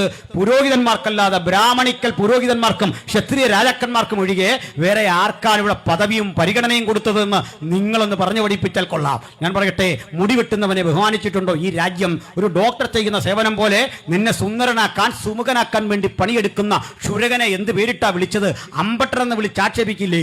ആ മഹത്തരമായ ജോലിയെ ആക്ഷേപിച്ചിട്ടില്ലേ? പണിയെടുക്കുന്ന പാവപ്പെട്ടവനെ ആക്ഷേപിച്ചിട്ടില്ലേ? വയലിൽ പണിയെടുക്കുന്നവനെ ആക്ഷേപിച്ചിട്ടില്ലേ? അവനെ നിനക്കന്നം വിളയിക്കുന്ന പാവപ്പെട്ടവനെ ചാട്ടവാറുകൊണ്ട് നിരന്തരം തല്ലി പരിക്കേൽപ്പിച്ചിട്ടില്ലേ? അന്നം വിളയിക്കുന്ന പാവപ്പെട്ടവനെ, പണിയെടുക്കുന്നവനെ, റോഡരികിൽ കഷ്ടപ്പെടുന്നവനെ നിർദാക്ഷിണ്യം കൊലപ്പെടുത്തിയ ക്രൂരതയുടെ പേരല്ലേ സനാതനം? ഇത്തരം സനാതനങ്ങളെ മുഴുവൻ കടപുഴകിക്കൊണ്ട് ഞങ്ങൾ മഹത്തരമായ ഒരു ആശയം പറയും. ലോകത്തിന്റെ ചരിത്രത്തിൽ പണിയെടുത്തവനെ, മുക്കുവ തൊഴിലാളിയെ, കഷ്ടപ്പെടുന്നവനെ, അധ്വാനിക്കുന്നവനെ സ്വന്തം ജീവിതത്തിലോട് ചേർത്ത് നിർത്തി മാറോടണച്ച മഹത്തര പ്രത്യയശാസ്ത്രത്തിന്റെ പേരാ സുവിശേഷം. ഗലീലിയ കടൽക്കരയിൽ തിരസ്കരിക്കപ്പെട്ട മത്സ്യബന്ധന തൊഴിലാളികളെ, പാവപ്പെട്ട മനുഷ്യരെ സ്വന്തം ജീവിതത്തോട് ചേർത്ത് പിടിക്കുമ്പോൾ കാണികൾ പറയുന്നുണ്ടേ, അങ്ങേക്ക് പ്രസിദ്ധനാകണമെന്നുണ്ടെങ്കിൽ യെരുശലേമിൽ പോയാൽ കൂടെ സമ്പദ്സമൃദ്ധമായ യെരുശലേമിൽ ചെന്നാൽ ആയിരങ്ങൾ നിന്റെ പിന്നിൽ അണിനിരക്കുമെന്ന് ആളുകൾ പറഞ്ഞിട്ടും അതൊന്നും കേൾക്കാൻ താല്പര്യം കാണിക്കാത്ത എന്റെ ഗുരു ഗലീലിയ എന്നറിയപ്പെടുന്ന അപരിഷ്കൃതമായ ഒരു ഗ്രാമത്തിലെ ഒരു കടലോരത്ത് നിന്നോട്ട് വിളിച്ചു പറഞ്ഞ വാക്കുകൾ ഇന്നും സുവർണ ലിപികളിൽ ചരിത്രം രേഖപ്പെടുത്തിയിട്ടുണ്ട്. കാലങ്ങൾ ഇപ്പുറത്തു നിന്ന് മാർക്സ് വിളിച്ചു പറഞ്ഞു, സർവ്വരാജ്യ തൊഴിലാളികളെ സംഘടിപ്പിക്കുകയും മാർക്സ് സർവ്വരാജ്യ തൊഴിലാളി ആളുകളെ സംഘടിക്കാൻ പറയുന്നതിനപ്പുറത്ത് മുമ്പ്, കാലങ്ങൾക്കപ്പുറത്ത് മുമ്പ് തരള് ഹൃദയനായ ക്രിസ്തു ആധികാരികതയോട് വിളിച്ചു പറഞ്ഞു, അധ്വാനിക്കുന്നവരും ഭാരം ചുമക്കുന്നവരുമായുള്ളവരെ നിങ്ങൾ എൻ്റെ അരികിൽ വരുവീൻ, ഞാൻ നിങ്ങളെ ആശ്വസിപ്പിക്കുമെന്ന് 2000 ആണ്ടുകൾക്ക് മുമ്പ് വിളിച്ചറിയിച്ച മഹത്തരമായ ആശയങ്ങളുടെ ഉൽപാദന കേന്ദ്രത്തിന്റെ പേരാ ക്രിസ്തു. ഈ ക്രിസ്തുവിനെ ഞങ്ങൾ അഭിമാന പുരസരമാണ് പ്രസംഗിക്കുന്നത്. ശബ്ദം താഴ്ത്തി യേശുവിനെ കുറിച്ച് പ്രസംഗിക്കേണ്ട ഗതികേട് ഞങ്ങൾക്കുണ്ടായിട്ടില്ല. ഏതെങ്കിലും ധാർമ്മികതയുടെ അളവുകൾ കൊണ്ട് ഈ രാജ്യത്തിലെ സനാതന ധർമ്മമോ ലോകമതത്തിലെ ഏതെങ്കിലും സംസ്കാരമോ ധന്യനായ യേശു ക്രിസ്തുവിനെയും അവിടുത്തെ പവിത്രതയെ അളക്കാൻ മുമ്പോട്ട് വരുമെങ്കിൽ ഞങ്ങൾ പറയും, അവന്റെ നിസ്തുല്യതയ്ക്ക് മുമ്പിൽ, ആധികാരികതയ്ക്ക് മുമ്പിൽ, മാനവ സ്നേഹത്തിന് മുമ്പിൽ, സമത്വത്തിന് മുമ്പിൽ, സാഹോദര്യത്തിന് മുമ്പിൽ, അവൻ ഉയർത്തിയ 2000 ആണ്ടുകൾക്കപ്പുറത്തുള്ള ആശയ ലോകത്തിന്റെ മുമ്പിൽ നേരെ പിടിച്ചു നിൽക്കാൻ കെൽപ്പുള്ള ഒരു ഋഷിവരിനെയും ഇന്ത്യ മഹാരാജ്യം കണ്ടിട്ടില്ല, ലോകം കണ്ടിട്ടില്ല. അതുകൊണ്ട് പ്രസംഗിക്കാൻ കൊള്ളാവുന്ന, അനുഗമിക്കാൻ കൊള്ളാവുന്ന ഉജ്ജ്വലനായ, ആത്യന്തികനായ ഈ ദൈവപുത്രനെ നിങ്ങളുടെ മുമ്പിൽ ഒരിക്കൽ കൂടി ഉയർത്തി കട്ടിക്കൊണ്ട് പകരം മരണം വിധിച്ചാലും, ജയിൽ വിധിച്ചാലും, തടവറ വിധിച്ചാലും, കയ്യാമം വിധിച്ചാലും യേശു ഉലകത്തിന്റെ രക്ഷകൻ എന്ന് പ്രസംഗിക്കാനുള്ള ഞങ്ങളുടെ സ്വാതന്ത്ര്യം ഒരിക്കൽ കൂടി അരക്കിട്ടുറപ്പിച്ച് പ്രഖ്യാപിച്ചുകൊണ്ട് ആവർത്തിക്കുന്നു. മറ്റൊരുത്തനിലും രക്ഷയില്ല. നാം രക്ഷിക്കപ്പെടുവാൻ ആകാശത്തിന് കീഴിൽ മനുഷ്യരുടെ ഇടയിൽ നൽകപ്പെട്ട ഏക നാമം യേശുക്രിസ്തുവിന്റെ നാമമാണ്. നോക്കണം, സകല മനുഷ്യർക്കും തന്റെ ജീവിതത്തിലേക്ക് സ്വാന്തനത്തിന്റെ കരം നീട്ടിയവനാണ് യേശു. ഞാൻ ഒറ്റ ചിന്ത കൂടി പറയുന്നത്, എൻ്റെ ജോലി അതാണല്ലോ. കേൾക്കണം, നിങ്ങൾ യേശുവിൻ്റെ ജീവചരിത്രം പഠിക്കണം. ആ ജീവചരിത്രത്തിൽ മത്തായിയുടെ സുവിശേഷം എന്നൊന്നുണ്ട്. തലമുറകളുടെ കണക്ക് അവിടെയുണ്ട്. ആ തലമുറയുടെ കണക്കിൽ 4 സ്ത്രീകളുടെ പേരുണ്ട്. ബാക്കിയൊക്കെ പുരുഷന്മാരുടെ പേരാ. അവിടെ പറയുന്ന 4 സ്ത്രീകളുടെ പേരിൽ ഒരാൾ താമാറാണ്, താമാർ. ഇനിയും ഒരാൾ ഊരിയാവിൻ്റെ ഭാര്യ, ഇനിയും ഒരാൾ രാഹാവ് എന്ന വേശ്യ, ഇനിയും ഒരാൾ രൂത്ത്. ഈ സ്ത്രീകളുടെ ഒന്നും ചരിത്രം അത്ര നല്ല ചരിത്രമല്ല. ആ ചരിത്രത്തിൽ വലിയ കളങ്കങ്ങളുണ്ട്. താമാറിൻ്റെ ചരിത്രം നല്ല ചരിത്രമല്ല. രൂത്തിൻ്റെ പാരമ്പര്യം നല്ല പാരമ്പര്യമല്ല. രാഹാബിൻ്റെ പശ്ചാത്തലം ശ്രേഷ്ഠകരമായതല്ല. ശ്രേഷ്ഠ പശ്ചാത്തലമുള്ള സാറയുണ്ട്, റിബേക്കയുണ്ട്, കുലമഹിമയ്ക്ക് പേരുകെട്ട മഹത്തരങ്ങളായ സ്ത്രീരത്നങ്ങളുണ്ട്. അവരുടെ പേര് മുഴുവൻ മാറ്റി പരിശുദ്ധാത്മാവ് തിരഞ്ഞെടുത്തത് യേശുവിൻ്റെ മുത്തശ്ശിമാരുടെ ഗണത്തിൽ ഇത്തരം സ്ത്രീകളെ അണിനിരത്തിയിട്ട് വിളിച്ചു പറയും, ഇവർ കൂടിയാ എൻ്റെ മുത്തശ്ശിമാർ. എന്താ കാരണമെന്നറിയണ്ടേ? ഇവരെൻ്റെ മുത്തശ്ശിയാണെന്ന് പറയുമ്പോൾ ഇവരുടെ അവഗണനയോ പ്രതിസന്ധികളോ നിമിത്തം യേശു ചെറുതാകെയല്ല, ഒളിച്ചു വെക്കുന്ന ചരിത്രമല്ലിത്. മറിച്ച് ഈ തലമുറയിൽ യേശു വിടർന്നപ്പോൾ യേശുവിൻ്റെ രക്തത്തിന് ഒരു റിവേഴ്സ് പവറുണ്ട്. ആ രക്തത്തിന്റെ സാംക്രമണം രൂത്തിനെ വിശുദ്ധയാക്കുക, തിരിച്ച് അങ്ങോട്ടും ഇങ്ങോട്ടും ഒരുപോലെ വ്യാപരിപ്പിക്കാൻ കഴിയുന്ന ആ ദൈവകൃപയുടെ പേരാ ക്രിസ്തു.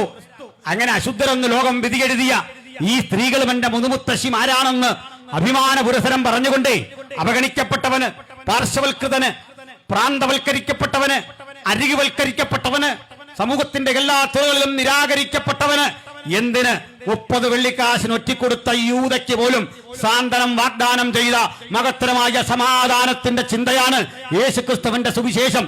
ചുരുക്കത്തിൽ, എതിർക്കാൻ വരുന്നവനെ വാളുകൊണ്ട് വെട്ടുന്ന മാർഗമല്ലിത്, ബോംബെറിയുന്ന മാർഗമല്ലിത്, ആക്രമിക്കുന്ന മാർഗമല്ലിത്. കയ്യിൽ കരവാൾ എന്തിക്കൊണ്ട് ആഞ്ഞു വെട്ടി കഴുത്തിറക്കാൻ ഓടിയെടുക്കുന്നവരെയും കരം നീട്ടി ആശ്ലേഷിച്ച് മാറോടണക്കുന്ന ഒരൊറ്റ മാർഗം ഉലകത്തിലുണ്ടെങ്കിൽ ആ മാർഗം യേശുക്രിസ്തുവിന്റെ മാർഗമാണ്. ചുടിയോടെ ചിന്തേണ്ടി വന്നാലും അവസാന നിമിഷം വരെ ഈ ക്രിസ്തുവിന്റെ രക്ഷകനെന്ന് ഉലകത്തോട് പറയാ ഞങ്ങളെ പ്രേരിപ്പിക്കുന്ന സ്നേഹമാണ് കർത്താവായ യേശുക്രിസ്തു. ആ യേശുക്രിസ്തുവിനെ ഹൃദയത്തിൽ സ്വീകരിച്ച എൻ്റെ സഹോദരങ്ങളെ ഓർത്ത് ഞാൻ ദൈവത്തെ സ്തുതിക്കുന്നു. ഇന്ന് പോകുമ്പോൾ ഒരു കാര്യം ഓർത്തോണം,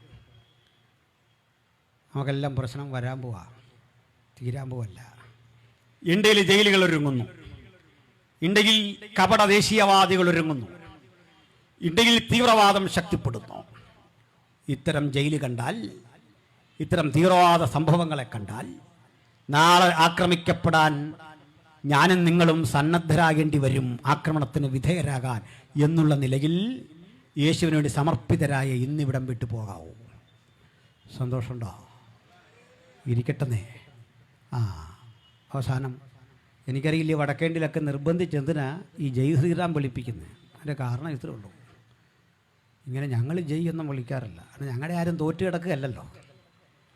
ഞങ്ങളിങ്ങനെ ജയ്യെന്ന് വിളിക്കുമ്പോൾ ജയിക്കാൻ പാകത്തിന് ഇവിടെ ആരും തോറ്റ് കിടക്കൊന്നുമല്ല. ഇങ്ങനെ കൂലിക്കാളിൽ നിന്ന് കത്തിയുടെ മുനകളുടെ സാന്നിധ്യത്തിൽ നിന്ന് പറയേണ്ടതാണോ ഈ ജയവും ഒക്കെ പറയേണ്ട? അങ്ങനെയാണെങ്കിൽ ജയിച്ചോ. എംബോസിഷൻ എഴുതിക്ക് പിള്ളേരെയൊക്കെ കൊണ്ട് കേട്ടോ. 10,000 തവണ പോയി എംബോസിഷൻ എഴുതിക്ക് ജയിക്കാൻ കിടക്കുന്നുണ്ടെങ്കിൽ ഒരു കാര്യം ഉറപ്പ് പറയാം, മരണം വന്നാലും കഴുത്തറത്ത് താഴെ ഇട്ടാലും അറ്റുവീണ കഴുത്തുകൊണ്ടും അവസാന നിമിഷം വരെ ഞങ്ങൾക്ക് ആരാധിക്കാനും സ്തുതിക്കാനും ഒറ്റ നാമം. ആ സന്നദ്ധതയുള്ളവൻ ഇനിയുള്ള കാലത്ത് ബൈബിൾ എടുത്താൽ മതി. ആ താല്പര്യമുള്ളൊരു ബൈബിൾ എടുത്താൽ മതി. ഞാൻ വിശ്വസിക്കുന്നു ആദരനായ മോഡിജിയെ അവിടെ ആക്കിയിരിക്കുന്ന ദൈവമാണ്. എന്തിനാണെന്നറിയണ്ടേ? നമ്മളിൽ ചിലരെ കൂടെ മര്യാദ പഠിപ്പിക്കണമെന്ന്. നമുക്ക് വേണ്ടി ഇത്തരം ജയിലുകൾ ഒരുങ്ങി ഇത്തരം കാര്യങ്ങൾ നടക്കുമ്പോൾ ഇപ്പം കിട്ടിയ ജാമ്യമൊക്കെ വിട്ടേക്ക്. കടുകെട്ടി പിന്നാലെ വരുന്നുണ്ടെന്ന്. ഈ കട്ടിയായ പ്രവണതകൾക്കും പ്രതിസന്ധികൾക്കും അകത്തുന്ന ദൈവത്തിൻ്റെ മനുഷ്യൻ കൊള്ളാകുന്നവനായി തെളിയേണ്ടത്. കഷ്ടത സഹിക്കുന്നത് ഭാഗ്യമാണെന്ന് എഴുതി വെച്ച കിതാബാണിത്. ഞങ്ങൾക്കിതൊന്നും പുതുമയല്ല. ലോകത്തിൻ്റെ ഇതുവരെയുള്ള ചരിത്രം പഠിച്ചാൽ 10 റോമൻ ചക്രവർത്തിമാർ 300 കൊല്ലം കൊണ്ട് കൊന്നൊടുക്കിയ ക്രൈസ്തവരുടെ എണ്ണം കേൾക്കണമോ? കോടിക്കണക്കിനാണ്. ഞാനേ അത്യാവശ്യം ഒരു ഉലക സഞ്ചാരിയാണ്. സന്തോഷ് ജോർജ് കുളങ്ങരയുടെ ഒപ്പമൊന്നും ആയിട്ടില്ല, എങ്കിലും ചില സ്ഥലങ്ങൾ കണ്ടിട്ടുണ്ടേ. ഈജിപ്തിൽ ചെന്നൊരു സ്ഥലം കണ്ടു, ഒരു കൊലക്കളം. റോമിലുള്ളത് ഒരു കൊലക്കളം. ആ കൊലക്കളത്തിലൊരു കാഴ്ച കണ്ടു. ഭൂമിയിൽ നിന്നൊരു 8 അടി മാത്രം ഉയരം പൊക്കമുള്ളൊരു ചെറിയ ബിൽഡിങ്. അതിനകത്ത് കിടക്കാൻ $8-10 കണ്ട് കൊടുക്കണം. ചില മലയാളികളൊക്കെ മാറി നിന്നു. അപ്പോൾ എനിക്ക് തോന്നിയില്ല എന്തോ കാണും. പൈസ കൊടുത്തങ്ങോട്ട് കയറുമ്പോൾ താഴേക്കുള്ള വലിയൊരു ബിൽഡിങ്ങാണ്, ഭൂമിക്കടിയിലാണ്. പല പടവുകൾക്കാർ ഇങ്ങോട്ട് ചെല്ലുമ്പോഴാണ് ഗ്ലാസ് ഇട്ട് വെച്ചിരിക്കുക. ആയിരക്കണക്കിന് അസ്ഥികൂടങ്ങൾ, ആയിരക്കണക്കിന് തലയോടുകൾ. ഈ തലയോടുകൾക്കെല്ലാം ഒരു പ്രത്യേകതയുണ്ട്. ഉച്ചിയിലൊരു സുഷിരം ചിലതിലിങ്ങനെ കമ്പടിച്ചിറക്കിയിരിക്കുക. അതൊക്കെ സൂപ്പർ ഇമ്പോസിഷൻ നടത്തി തൊട്ടുപോയാൽ പൊടിഞ്ഞു പോയി ഇങ്ങനെ വെച്ചിരിക്കുക. അരികിലൊക്കെ ചില കന്യാസ്ത്രീകൾ കൊന്ത നമസ്കാരം നടത്തുന്നുണ്ട്. എന്താ സംഭവം അറിയണ്ടേ? കലിഗുള എന്നൊരു ചക്രവർത്തി ഈ റോം ഭരിച്ചപ്പോൾ ആരോഗ്യത്തിളകാത്തരായ ക്രൈസ്തവരെ കൊണ്ടുവന്ന് ഇവരെ നിർത്തി പൊതുജന സമക്ഷം പറയിപ്പിച്ചു, ഞങ്ങൾ ഇന്ന് മുതൽ ക്രിസ്തുവിനെ തള്ളി കലിഗുളയെ ദൈവമായി അംഗീകരിക്കണമെന്ന് പറയണം. പറയാത്ത ആളുകളെ പെഞ്ഞിലേക്ക് പിടിച്ചു കെട്ടി ദണ്ടോട് ചേർത്തിരുത്തിയിട്ട് ഉച്ചയ്ക്ക് ഇരുമ്പ് കൊണ്ട് അടിച്ചിറക്കിയോ കൂർത്ത മുനയുള്ള തടിക്കഷ്ണം അടിച്ചിറക്കിയോ കൊന്നു കൊലവിളിച്ച് അങ്ങനെ സത്യത്തിന് വേണ്ടി നിവരെ നിന്ന ആയിരക്കണക്കിന് മനുഷ്യരുടെ തലയോടുകൾ മ്യൂസിയത്തിൽ സൂക്ഷിച്ചു വെച്ചിരിക്കുന്ന കാഴ്ചയാണ്. ഇതൊക്കെ കണ്ട എന്നെ ചുമ്മാ ഓലപ്പാമ്പ് കെട്ടി പേടിപ്പിക്കാതെ. ആ കാഴ്ച കണ്ട ഞാൻ പറഞ്ഞപ്പോൾ നിങ്ങൾക്ക് തന്നെ വന്നില്ലേ ഒരാവേശം? ആട്ടെ, ഞാനൊരു കാര്യം പറയും. ഇത് കേട്ടപ്പോഴേ പറഞ്ഞു, നമ്മളെക്കാൾ ദൈവം സ്നേഹിച്ചത് സ്റ്റാൻ സ്വാമിയെയും ബഹുമാനനായ നമ്മുടെ പ്രീതി മേരി സഹോദരിയെയും വന്ദന സിസ്റ്ററെയും ഒക്കെയാണ്. നമ്മളൊന്നും അത്രയും വിശുദ്ധരല്ലാത്തതുകൊണ്ട് തൊടുപുഴ തങ്ങി. ദൈവരെ അനുഗ്രഹിച്ചതിൻ്റെ തെളിവാത്. അനുഗ്രഹത്തിൻ്റെ തെളിവേ അമ്പരചുംബികൾ വെട്ടിപ്പിടിക്കുന്നതല്ല, പുത്തൻ വണ്ടി വാങ്ങുന്നതല്ല. സഹനത്തിൻ്റെ സമരപാതയിലൂടെ യേശുവിന് വേണ്ടി എരിഞ്ഞെരിഞ്ഞെരിഞ്ഞടങ്ങുന്നതാണ്.